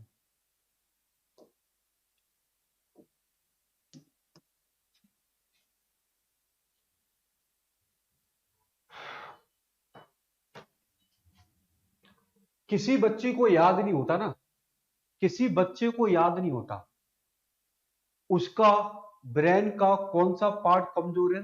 सेरिब्रम। सेरिब्रम क्या करता है बेटा?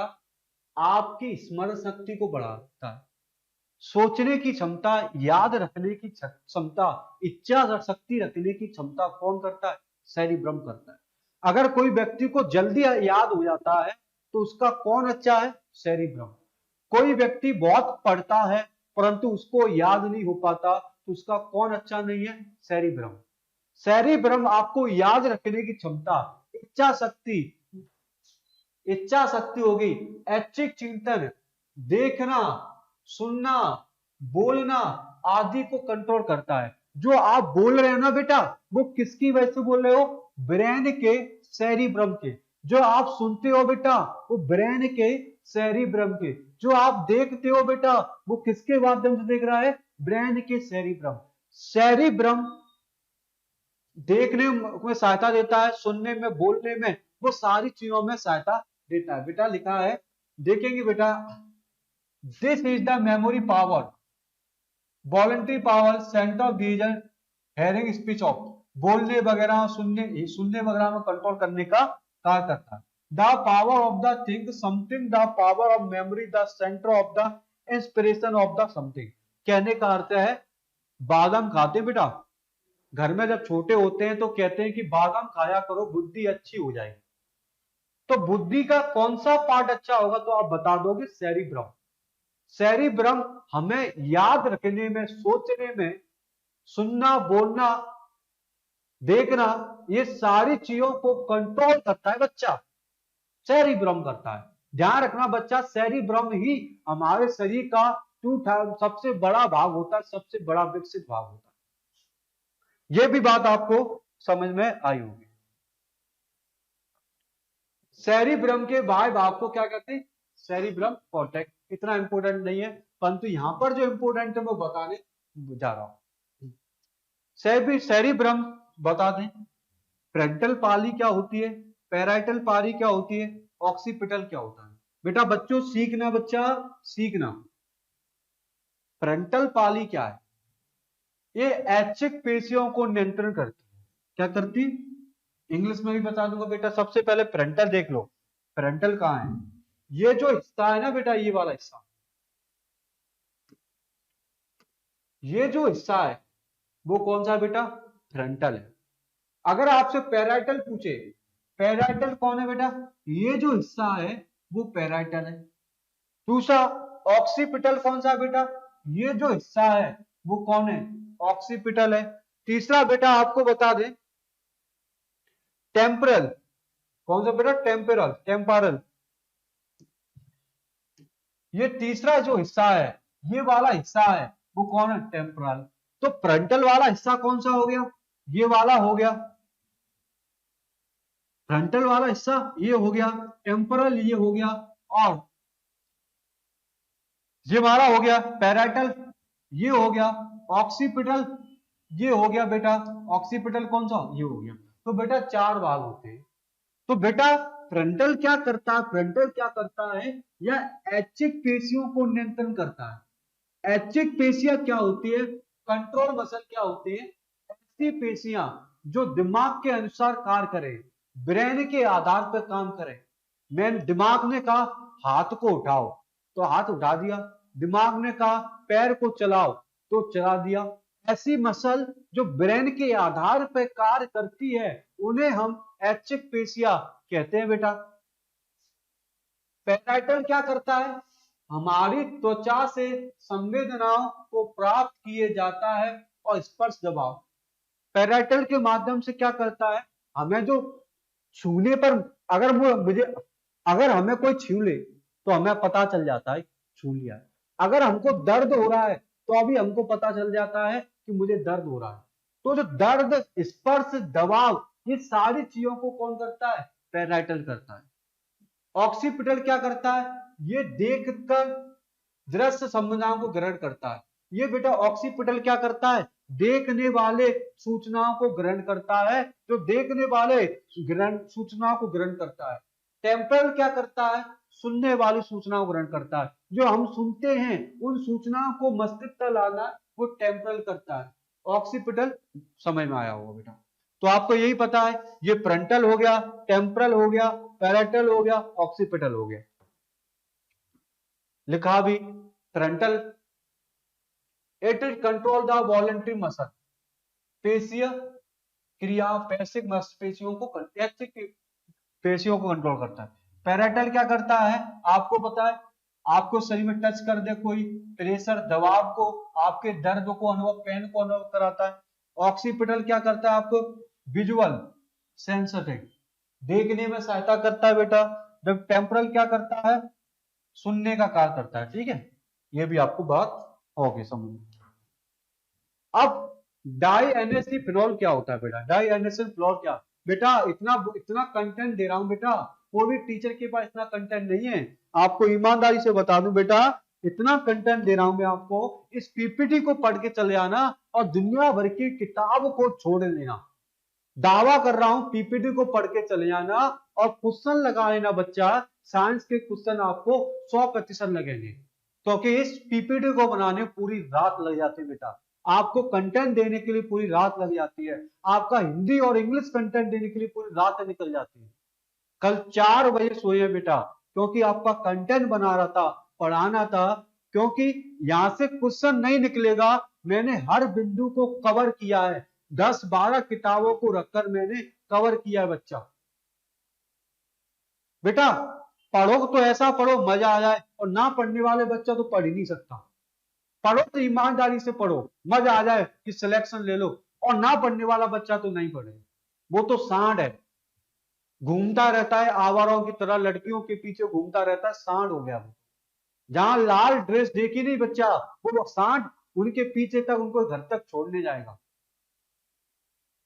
बेटा पढ़ने की कोशिश करें, सांड मत बनो बेटा, बैल। जब 25-26 साल के हो जाएंगे, 28 साल के हो जाओगे, तो आपकी स्थिति एक सांड जैसी हो जाएगी। यहां से भी धक्के खाओगे, बाहर से भी धक्के खाओगे, और जीवन जिंदगी से भी धक्के खाओगे। मैं कह रहा हूं बेटा, किसी भी फील्ड में उतरो, पूरी ईमानदारी से उतरो, छोड़ो लड़कियों का चक्कर बेटा, छोड़ो प्यार मोहब्बत बेटा। फिर कहोगे धोखा मिल गया, फलाना मिल गया। आपको कह रहा हूं बेटा, पीपीटी को पढ़ लेना, मेरे लेक्चर को ध्यान से सुन लो बच्चे, ध्यान से सुन लो, एक बार 2 बार मेरी पीपीटी जो है उसको अच्छे से पढ़ लो बेटा। ईमानदारी से कह रहा हूं, सारे प्रश्न हल होंगे, एमपीपीएससी यूपीएससी कहां तक भी बैठ जाओ आप लोग, समझने की कोशिश करेंगे बेटा। ठीक है बच्चा। अब अग्र मस्तिष्क के कितने भाग थे, एक सेरिब्रम देख लिया बच्चा, दूसरा भाग दे रहे हैं डाई एनेसेफ्रॉन। ये जो भाग है देखो, सेरिब्रम मैंने पढ़ा दिया आपको, ये थैलेमस है, ये वाला जो भाग है पंचन का पूरा, ये थैलेमस हो गया, ये हाइपोथैलेमस हो गया। ठीक है बेटा। डाई एनेसेफ्रॉन में क्या होता है, इस भाग में पिनियल ग्रंथि, पिनियल का या पिटल ग्रंथि निकलती है बेटा।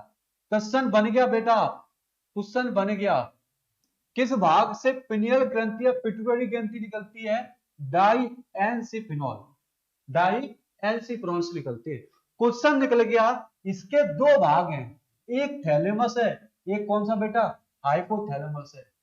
डाई एनसिफेनॉल के 2 भाग है बच्चा, एक होता है थैलेमस होता है, एक होता है बेटा हाइपोथैलेमस होता है।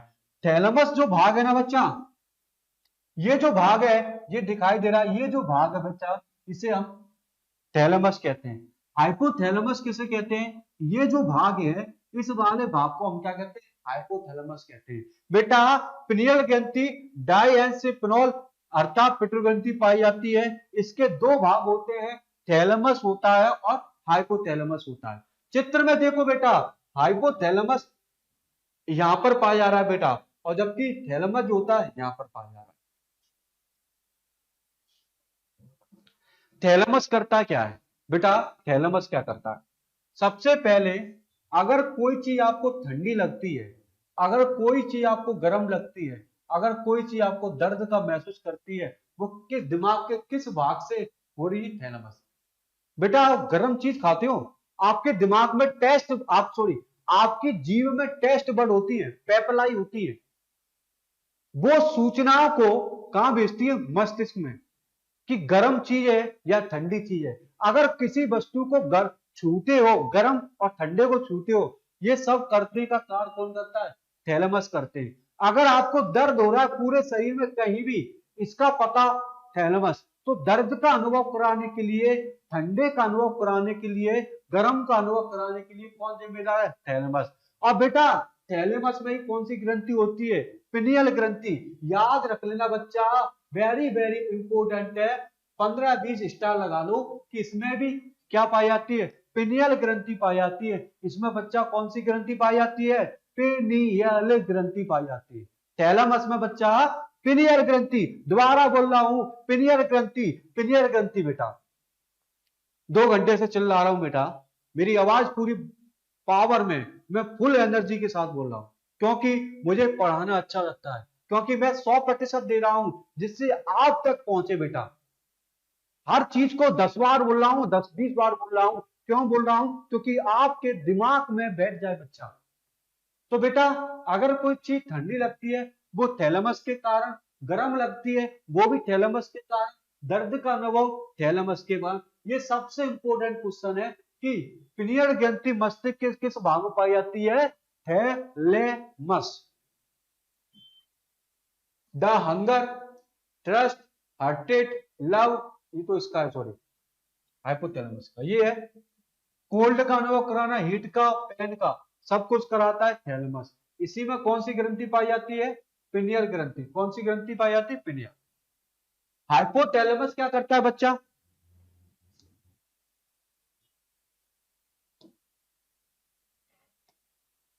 बेटा जब आपको भूख लगती है ना, प्यास लगती है, किसी से जलते हो, किसी से प्रेम करते हो, और शरीर का तापमान करने के लिए, ये बेटा इंपॉर्टेंट है। 100 टिक लगा लो, 15, 20, 25 टिक, जो भी आपके पास टिक हो। हाइपोथैलेमस क्या करता है? आपको भूख लगती है, उसके जिम्मेदार। प्यास लग रही है, वो हाइपोथैलेमस कराता है। अगर किसी से आप ईर्ष्या करते हो, घृणा करते हो, कोई व्यक्ति आपको अच्छा लगता या कोई लड़की आपको अच्छी नहीं लगती, वो कौन कराता है? हाइपोथैलेमस करता है। आप नहीं करते, हाइपोथैलेमस। और आपको किसी से प्यार हो गया, कोई लड़की आपको बहुत ही अच्छी लगती है, जिसके बिना आप जी नहीं सकते, आप उसके साथ मरना चाहते हो, आप उसके साथ 7 जन्म की कसमें खा ली आपने, तो वो आप नहीं करते, आपका हाइपोथैलेमस करता है। आप उस लड़की के साथ मरना चाहते हो, माता पिता को छोड़कर उसी के पीछे जा रहे हो, आप नहीं करते, हाइपोथैलेमस करता है।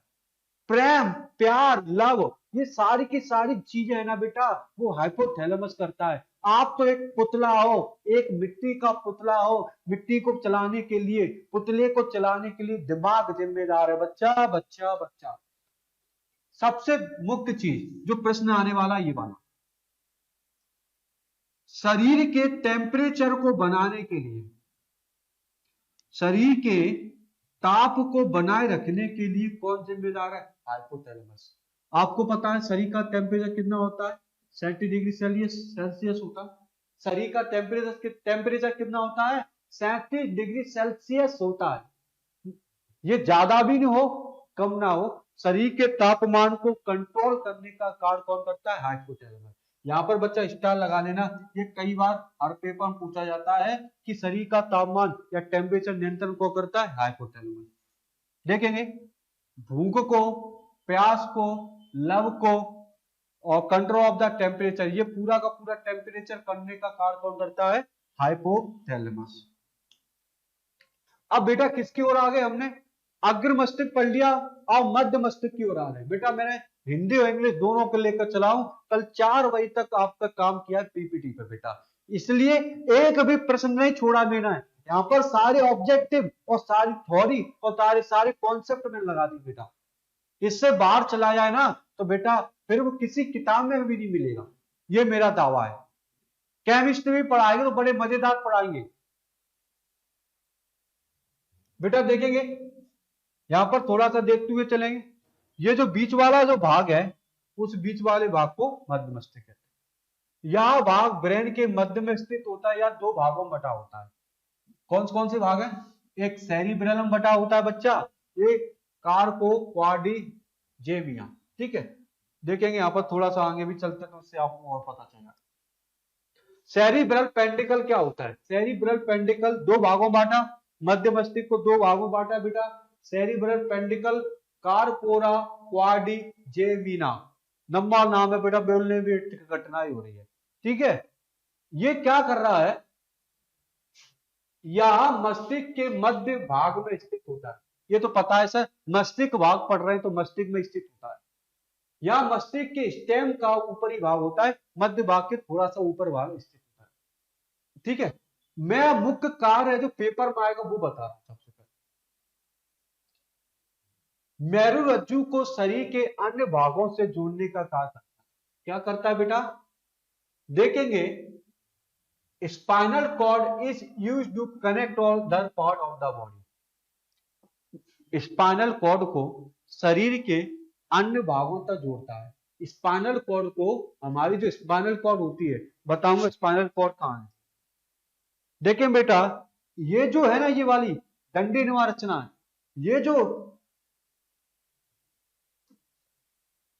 ये जो भाग है ना, ये डंडी नुमा रचना है, इसी को स्पाइनल कॉर्ड कहते हैं। ये स्पाइनल कॉर्ड शरीर के अन्य भागों से जोड़ने का कार्य करता है। कौन? शरीर। ठीक है, कार्पोरा क्वाड्रिजेमिया क्या करता है? ये दृष्टि श्रवण शक्ति को नियंत्रित करता है। ये भी देखने को कंट्रोल करता है और सुनने को कंट्रोल करता है। ठीक है बेटा, आसान सा है। पश्चिम मस्तिष्क में कौन आएगा, ये भी देख लो बेटा। पश्चिम मस्तिष्क में कौन आता है बेटा? Cerebellum, medulla oblongata.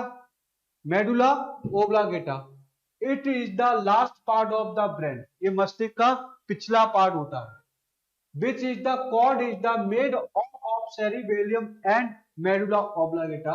इसके दो भाग हैं, एक cerebellum है बेटा, एक कौन सा भाग है? medulla oblongata। तो बेटा पीछे का जो भाग है बेटा, पीछे का जो भाग है पश्चिम मस्तिष्क कहते हैं। इसके दो भाग हैं, एक सेरिबेलम, दूसरा होता है मेडुला ओब्लांगेटा। चित्र के माध्यम से देख लो बेटा, चित्र के माध्यम से देख लो।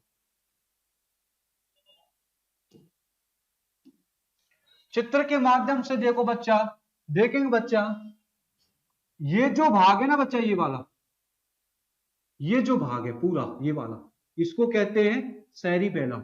ये जो भाग है, गड्ढा दिखाई दे रहा है यहाँ पर, गड्ढा, ये जो गड्ढे रचना है उसे हम क्या कहते हैं? Medulla oblongata. ये इस वाले भाग को हम सेरिबेलम कहते हैं, इस गड्ढे वाले भाग को हम क्या कहते हैं? मेडुला ओब्लांगेटा हैं। ठीक है बच्चा, अब सेरिबेलम क्या करता है, मेडुला ओब्लांगेटा क्या करता है, उस पर भी हम चर्चा कर लेते हैं। सर पॉन्स वाला भी तो होता है मेरे ब्रेन में। हाँ हार्ड डिस्क और ब्रेन किस पार्ट को? हाँ हाँ, हार्ड डिस्क और सेरिब्रम में ही। चलें बेटा, स्टार्ट करें। ठीक है बेटा, आगे बढ़ते हैं।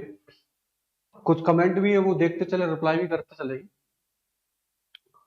ठीक है बेटा, बिलाई वगैरह होता है वो भी पढ़ेंगे बेटा। बिलाई वगैरह वैसे आपको आगे पढ़ने को मिलेगी, थोड़ा सा उसमें भी पाया जाता है, प्रजनन तंत्र में भी पाया जाता है, इसका भी मिलेगा। तो टेंशन करने की बात नहीं बेटा, जितना पढ़ा है उतना पढ़ लो बेटा, काम हो जाएगा। और तो कुछ नहीं पढ़ना बेटा, कुछ नहीं पढ़ना, इस पीपीटी को पढ़ना है बच्चा। ठीक है बच्चा, एक बार पढ़ो फिर कोई किताब पढ़ो, आपको अंदाजा लग जाए कि अपने कितना पढ़ा है पीपीटी के माध्यम से। ठीक है बच्चा, सेरिबेलम की बात करते बेटा। Cerebellum, cerebellum body posture, sorry, cerebellum शारीरिक मुद्रा, समन्वय, संतुलन, ऐच्छिक पेशियों की गतियों को क्या करता है? नियंत्रण करता है। ऐच्छिक पेशियों को क्या करता है बच्चा? नियंत्रण करता है। कहने का अर्थ है, हमारे सबसे मुख्य चीज है शारीरिक मुद्रा, बॉडी पोस्चर जो होता है ना, बॉडी पोस्चर को कंट्रोल करने का कार्य सेरिबेलम करता है। बॉडी पोस्चर को जो कंट्रोल करने का कार्य सेरिब्रम करता है। सबसे मुख्य जो कार्य है, शरीर में ऐच्छिक क्रिया जो होती है, वॉलंटरी मसल जो पेशी जो होती है, वॉलंटरी पेशी जो होती है, ऐच्छिक पेशियां को कंट्रोल करता है। सबसे इंपोर्टेंट बेटा आपको बता दूं, सबसे इंपोर्टेंट है कि सेरिब्रम का मुख्य कार्य क्या होता है कि ऐच्छिक पेशियां को कंट्रोल करता है। सबसे इंपॉर्टेंट है, ऐच्छिक पेशियों को कंट्रोल करता है। ऐच्छिक पेशियां, वॉलंटरी मसल क्या है बेटा? ऐसी पेशियां जो दिमाग के अनुसार कार्य करती है, हाथ को उठाओ वगैरह, मस्तिष्क के अनुसार कार्य करती है, brain to control of the muscle, सारी पेशियों, इसलिए इसे क्या कहते हैं? वॉलंटरी मसल कहते हैं। सेरिब्रम क्या करता है? ऐच्छिक पेशियों को कंट्रोल करने का क्या करता है? कार्य करता है बेटा। दूसरी बात करेंगे बेटा, शरीर को संतुलन बनाए रखता है, बैलेंस बनाए रखता है। सेरिबेलम क्या करता है? शरीर को बैलेंस, संतुलन करने का भी कार्य करता है। परंतु सबसे मुख्य चीज बता रहा हूं, वो याद रख लेना कि जो सेरिबेलम है वो ऐच्छिक पेशियां को कंट्रोल करता है। पेपर में पूछा जा चुका है कि वॉलंटरी मसल होता है, ऐच्छिक पेशियां जो होती है उनको कंट्रोल करने का कार्य करता है, सेरिबेलम करता है बेटा। ऐच्छिक पेशियों को, सबसे छोटा दिमाग होता है सेरिबेलम, क्या होता है? सबसे लास्ट, सबसे छोटा दिमाग कह लो बेटा। किसी किताब में कहीं कहीं और कुछ लिखा है, सबसे छोटा दिमाग होता है सेरिबेलम, सबसे पीछे का भाग भी होता है बच्चा। ठीक है बेटा। The cerebellum is called the smallest part of the. तो मैंने क्या बोला? सेरिबेलम जो होता है सारी ऐच्छिक पेशियों को, वॉलंटरी मसल को कंट्रोल करने का कार्य करता है। मेडुला ऑब्लांगेटा में चित्र में दिखाया था, जो पीछे गड्ढे नुमा रचना पाई जा रही थी, जो पीछे गड्ढे नुमा रचना पाई जा रही थी उसे मेडुला ओब्लांगेटा कहते हैं। चित्र भी देख लेंगे अभी तो आपके माध्यम से समझ में आ जाएगा। देखो बेटा, ये जो गड्ढा नुमा रचना है बेटा, ये वाला, ये जो गड्ढे नुमा रचना है ये वाली, इसी को क्या कह रहे हैं बच्चा? मेडुला ओब्लांगेटा कह रहे हैं। क्या कह रहे हैं? Medulla oblongata. ये जो भाग है उसे हम पॉन्स कहते हैं। इस वाले भाग को हम क्या कहते हैं? पॉन्स कहते हैं, जो मेडुला ओब्लांगेटा के ऊपर होता है। इस वाले भाग को क्या कहते हैं? पॉन्स कहते हैं, जो मेडुला ओब्लांगेटा के ऊपर होता है। बेटेंगे, यह मस्तिष्क के सबसे पीछे का भाग होता है। इसका मुख्य कार्य रक्त दाब, ब्लड प्रेशर, हृदय की धड़कन, हार्ट बीट को नियंत्रण करने का कार्य करता है। बेटा, मेडुला ओब्लांगेटा क्या करता है? ब्लड प्रेशर और हार्ट रेट ज्यादा हो जाए तो कम करेगा, कम हो जाए तो ज्यादा होगा, इनको नियंत्रण करने का कार्य करता है। हार्ट रेट को और ब्लड प्रेशर, बीपी जो होता है उसको कंट्रोल करता है। ज्यादा हो जाए तो कम करेगा, कम हो जाए तो ज्यादा करेगा मेडुला ओब्लांगेटा। और सबसे मुख्य चीज बता रहा हूं, मुख्य चीज बता रहा हूं कि मेडुला ओब्लांगेटा अनैच्छिक क्रियाओं को कंट्रोल करता है। ये बताओ, ऐसी क्रिया जिस पर दिमाग का बंदोबन हो या कंट्रोल हो, ऐच्छिक क्रिया कहलाती। हाथ का ऊपर उठाना, पैर का, क्या दिल धड़क रहा है? जब दिल धड़कता है क्या ब्रेन उसे बंद कर देगा? नहीं करेगा ना। पलक का झपकना अनैच्छिक क्रिया में आती है। सांस लेना अनैच्छिक क्रिया में आती है। ब्लड प्रेशर बढ़ना, कम होना अनैच्छिक क्रिया। ऐसी क्रिया जिस पर दिमाग का कंट्रोल नहीं होता अनैच्छिक क्रिया कहलाती बेटा। बेटा, ये क्वेश्चन आता है, ये क्वेश्चन कई बार पूछा गया, हृदय की दर को कंट्रोल कौन करता है? Medulla oblongata. श्वसन दर को कंट्रोल कौन करता है? Medulla oblongata. ये कैसी क्रिया है बच्चा? अनैच्छिक क्रिया है जिसपे मस्तिष्क का कोई भी हक नहीं होता। सांस लेना, सांस बंद कर लेना, छोड़ना बंद कर दोगे क्या? नहीं। दिल का धड़कना बंद हो जाएगा क्या? नहीं। तो ऐसी क्रिया अनैच्छिक क्रिया कहलाती है बेटा। और तो और ही थोड़ा सा लिखे, देखो, खांसना, खांसोगे मेडुला ओब्लांगेटा, छींकना, उल्टी करना मेडुला ओब्लांगेटा में भी, और कुछ भाग स्पाइनल कॉर्ड में आता है। तो मेरी बात सुने, मेडुला ओब्लांगेटा क्या करता है? हृदय की धड़कन, श्वसन दर को कंट्रोल करने का कार्य करता है बच्चा। इसमें लिखा है, it is the most posture part, शरीर को संतुलन करने का कार्य करता है। ये brain is the main function of the blood pressure, work of control of the heartbeat. ये ब्लड प्रेशर को कंट्रोल करता है, हार्ट बीट को कंट्रोल करता है। ठीक है बेटा, ठीक है। ये पूरा का पूरा ये एग्जांपल याद करना, हार्ट प्रेशर और श्वसन तंत्र, रेस्पिरेशन सिस्टम देखेंगे। अब बेटा इधर देखना, ये वाला भाग हो गया पॉन्स, ये वाला भाग हो गया मेडुला ओब्लांगेटा, ये जो डंडा टाइप का है, ये डंडा, यहां से ये डंडे टाइप का निकला, ये इसे क्या कहते हैं? स्पाइनल कॉर्ड कहते हैं।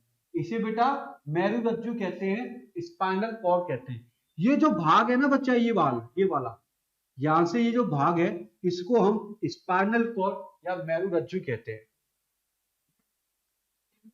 देखेंगे बेटा, मेरुरज्जु को बात बताई, मेरुरज्जु क्या होते हैं? सबसे पहले पॉन्स के नीचे मेडुला ओब्लांगेटा, मेडुला ओब्लांगेटा के मेरुरज्जु होता है। क्या होता है? मेरुरज्जु। डायग्राम साइज होगा तो बता दूंगा। देखेंगे बेटा मेरुरज्जु का डायग्राम। देखो ये जो डंडे नुमा रचना है ना बेटा, ये वाली पूरे डंडा है, ये वाला भाग, ये जो भाग है पूरा का पूरा, ये बेटा पूरा का पूरा कौन है? Spinal cord. ये जुड़ा किससे है? तो आप क्या कहोगे? ये ब्रेन से जुड़ा है। किससे जुड़ा है बेटा? ब्रेन से जुड़ा है। स्पाइनल कॉर्ड किससे जुड़ी है बच्चा? ब्रेन से जुड़ी होती है। देखेंगे मेडुला ओब्लांगेटा के पीछे का भाग होता है। मैंने बताया पहले पॉन्स होगा, पॉन्स के पीछे मेडुला ओब्लांगेटा, और मेडुला ओब्लांगेटा पीछे क्या होगा? स्पाइनल कॉर्ड होगी। मेरुरज्जु का अंतिम सिरा एक पतले सूत्र में पाया जाता है। मेरुरज्जु के चारों ओर क्या पाया जाता है?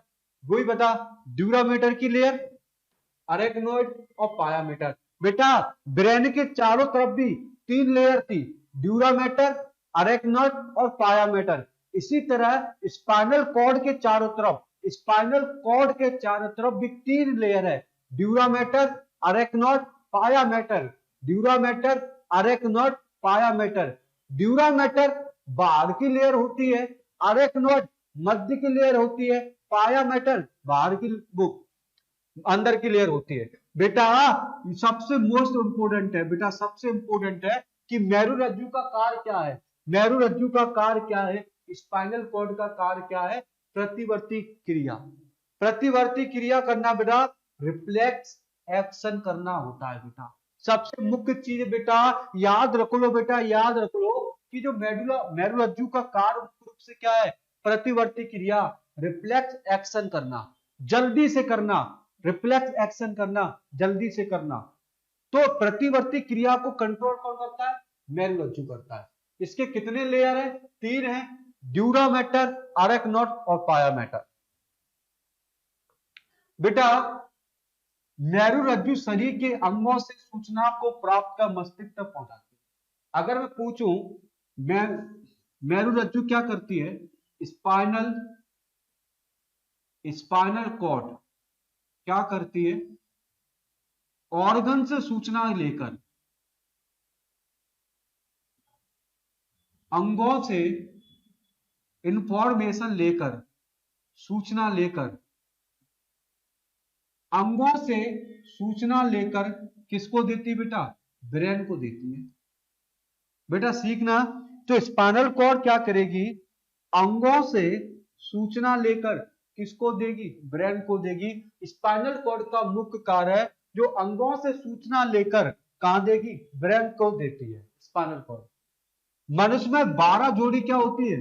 कपाल तंत्र का होती है। याद कर लो बेटा, पेपर में आएगा निश्चित परसेंट आएगा, लिखवा लो, सिग्नेचर करवा लो। कपाल, ब्रेन में कितनी जोड़ी कपाल तंत्र का स्केलेटन सेल होती है? 12 जोड़ी, 24। और कितनी जोड़ी मेरुरज्जा होती है? 31 जोड़ी होती है। तंत्रिका तंत्र की इकाई कौन होती है? न्यूरॉन होती है। कौन होती है? न्यूरॉन। समझ में आया बेटा? या प्रतिवर्ती रिफ्लेक्स एक्शन क्या होता है इसको देख लो बेटा। बाह्य उद्दीपनों के प्रति तत्काल होने वाली, बेटा ध्यान रखना शब्द जुड़ गया, तत्काल होने वाली क्रिया। तत्काल होने वाली क्रिया को क्या कहते हैं? रिफ्लेक्स रिएक्शन कहते हैं। देखेंगे इसमें मस्तिष्क की भूमिका नहीं होती, मतलब तुरंत कार्य हो रहा है, मस्तिष्क तक सूचना नहीं जा पा रही, तुरंत हो पा रहा है।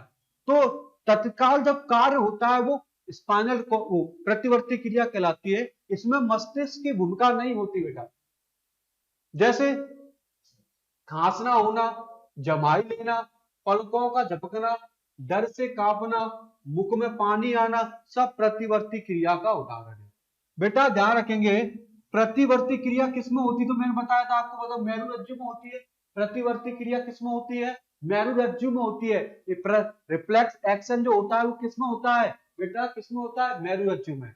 प्रतिवर्ती क्रिया में मस्तिष्क में सोचने समझने के लिए समय की बचत होती है। ठीक है बेटा। इस क्रिया में संवेदनाओं का प्रतिवर्ती क्रिया को सबसे पहले किसने पता लगाया था? मार्शल। ये चीज आपको थोड़ा सा याद रखनी पड़ेगी।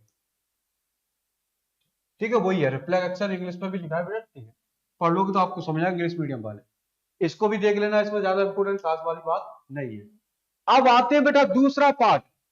सेंट्रल नर्वस सिस्टम में दोनों पढ़ लिया हमने, एक ब्रेन पढ़ लिया, स्पाइनल कॉर्ड पढ़ लिया। सेंट्रल नर्वस सिस्टम में दोनों पढ़ लिए, एक ब्रेन पढ़ लिया, एक स्पाइनल कॉर्ड पढ़ लिया। अब दूसरा पार्ट आता है पेरिफेरल नर्वस सिस्टम, परदीय तंत्र का तंत्र। परदीय तंत्र का तंत्र क्या होता है? परदीय तंत्र का तंत्र मस्तिष्क एवं मेरुरज्जु से मिला होता है। मोस्ट इंपोर्टेंट है बेटा, क्वेश्चन आएगा ये किससे बना होता है बेटा? सबसे पहले तो आपको बता दें ये ब्रेन से मिलकर बना होता है और बेटा स्पाइनल कॉर्ड से मिलकर बना होता है। किससे मिलकर बना होता है? पेरिफेरल नर्वस सिस्टम किससे बना होता है? एक ब्रेन से मिलकर बना होता है, एक स्पाइनल कॉर्ड से मिलकर बना होता है।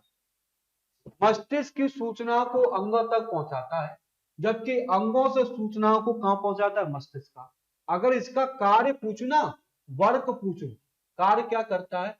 जो इंफॉर्मेशन होती है, सूचना होती है, इंफॉर्मेशन को ब्रेन से कहां पहुंचाता है? ऑर्गन में पहुंचाता है बच्चा। ब्रेन से ऑर्गन में पहुंचाता है और ऑर्गन से सूचना कहां पर पहुंचाता है? ऑर्गन से सूचना बेटा ब्रेन तक पहुंचाता है। ये इंफॉर्मेशन को ब्रेन से इंफॉर्मेशन ऑर्गन पहुंचाता है, ऑर्गन से इंफॉर्मेशन ब्रेन, इधर से उधर, उधर से इधर करता है। ठीक है।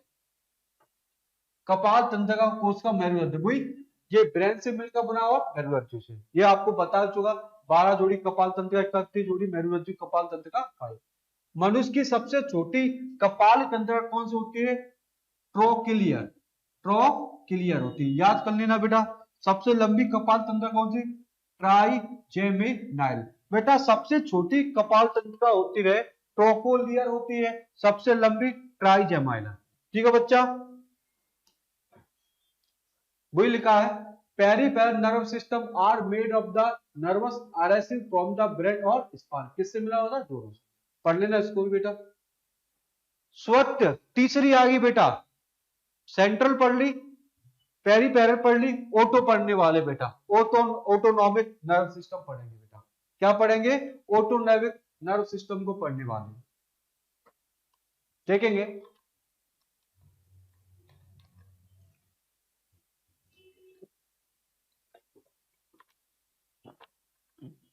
बेटा ये भी बेटा स्पाइनल कॉर्ड से और मस्तिष्क से मिलकर बना होता है। ये भी स्पाइनल कॉर्ड से मिलकर बना हुआ मस्तिष्क के। परदीय तंत्र का वह भाग है जो परदीय तंत्रिका का ही भाग है जो हाइपोथैलेमस के द्वारा समन्वय में, कहने का अर्थ है ये हाइपोथैलेमस के द्वारा समन्वय में होता है, सूचनाओं का आदान प्रदान यही करता है। ठीक है बेटा, जो मोस्ट क्वेश्चन है उसकी ओर आ रहा हूं बेटा। स्वायत्त तंत्र का तंत्र दो प्रकार का होता है। कितने प्रकार का होता है बच्चा? दो प्रकार का। एनर्जी होनी चाहिए बेटा, वो ये पढ़ाते पढ़ाते 2-2.5 घंटे हो चल दिया।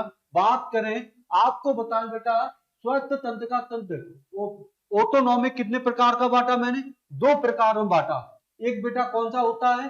अनुकंपी तंत्र का तंत्र। एक कौन सा होता है? परानुकंपी। तो अनुकंपी क्या होता है, परानुकंपी क्या होता है, इस पर चर्चा करेंगे बेटा। अनुकंपी तंत्र का तंत्र और परानुकंपी। अनुकंपी को क्या कहते हैं इंग्लिश में, वही बात करें। ठीक है। सिंपैथिक सिस्टम क्या है बेटा? इसमें क्या होता है, यह अनुकंपी तंत्र का तंत्र स्पाइनल कॉर्ड के दोनों ओर गर्दन से उधर तक पाया जाता है। देखेंगे अनुकंपी क्या होता है, आपकी स्पाइनल कॉर्ड है बेटा। क्या है बेटा? Spinal cord. स्पाइनल कॉर्ड के दोनों तरफ गर्दन के ऊपर या गर्दन की साइड में पाया जाता है। ये किसके साइड में पाया जाता है? गर्दन से उधर तक रहता है, उधर तक रहता है। ठीक है इधर बेटा। बात करें अनुकंपी तंत्र का तंत्र पूछा जाएगा बच्चा, अनुकंपी तंत्र का तंत्र हमेशा बढ़ता है। जो भी कुछ होगा वो क्या करेगा बेटा, अनुकंपी तंत्र का तंत्र बेटा क्या होगा, बढ़ेगा। पर अनुकंपी तंत्र का तंत्र में कम होता है, क्या होगा, कम होगा। और बेटा अनुकंपी में क्या होगा, बड़ा होगा। जैसे आपको बता देते, इंक्रीज द पल्स, आपकी स्पंदन दर क्या करेगी, बढ़ेगी बेटा। ग्लूकोज की मात्रा क्या होगी, बड़ी होगी। श्वसन दर हमेशा क्या करेगी, बढ़ेगी। रक्त दाब हमेशा क्या होगा, बढ़ेगा।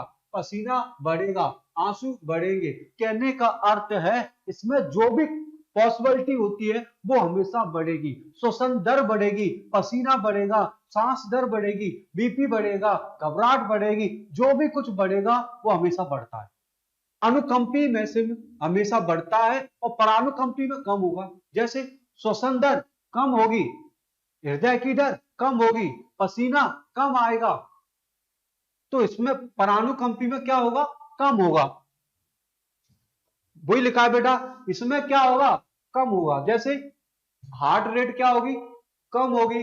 ग्लूकोज की मात्रा कम होगी, श्वसन दर कम होगी, रक्तदाब कम होगा, पसीना कम होगा। इसमें हमेशा बच्चा क्या होगा, कम होगा।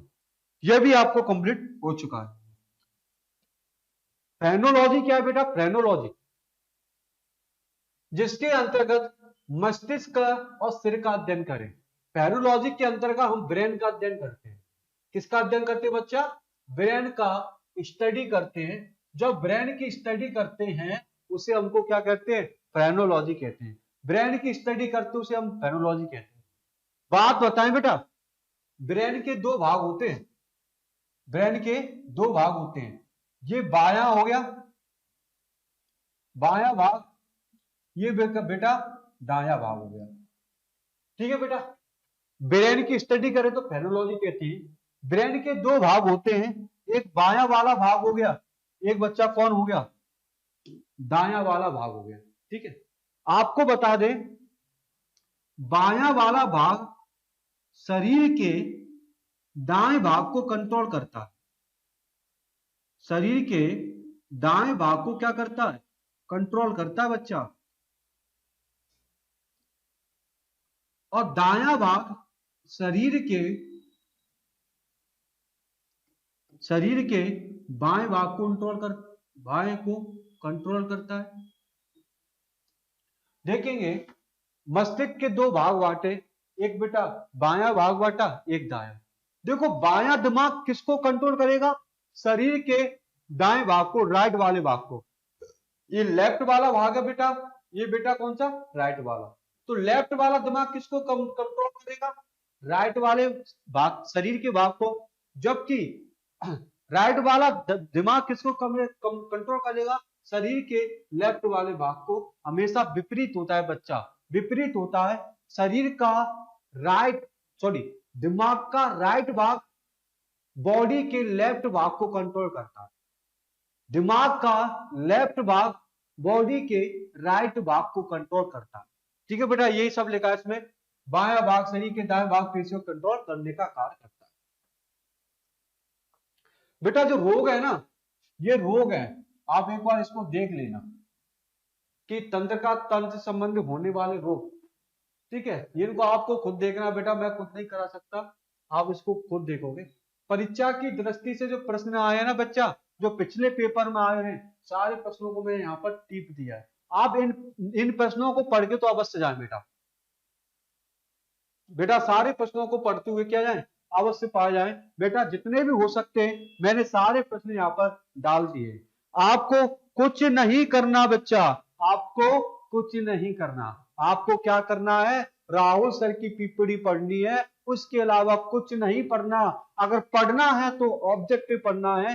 ईमानदारी से कह रहा हूं बच्चा, सिलेक्शन यहीं से होगा, क्वेश्चन यहीं से बनेंगे। ठीक है बच्चा, आज के लिए इतना ही रखेंगे, चैप्टर एंड हो गया है। जो डिसीज है वो आप स्वयं पढ़ लेना, जो इंपोर्टेंट क्वेश्चन है वो भी आप स्वयं पढ़ लोगे, ये मेरी गारंटी है, प्रश्न बनेंगे। आज के लिए इतना ही सेशन रखेंगे, कल क्लास अपने टाइम पर होगी और बच्चा आपको नए चैप्टर के साथ मिलेंगे। आशा करता हूं मेरी क्लास में आपको मजा होगा और आपको बहुत अच्छा लगा होगा। जय हिंद सभी को, राम राम सभी को, जय हिंद। आज के लिए इतना ही।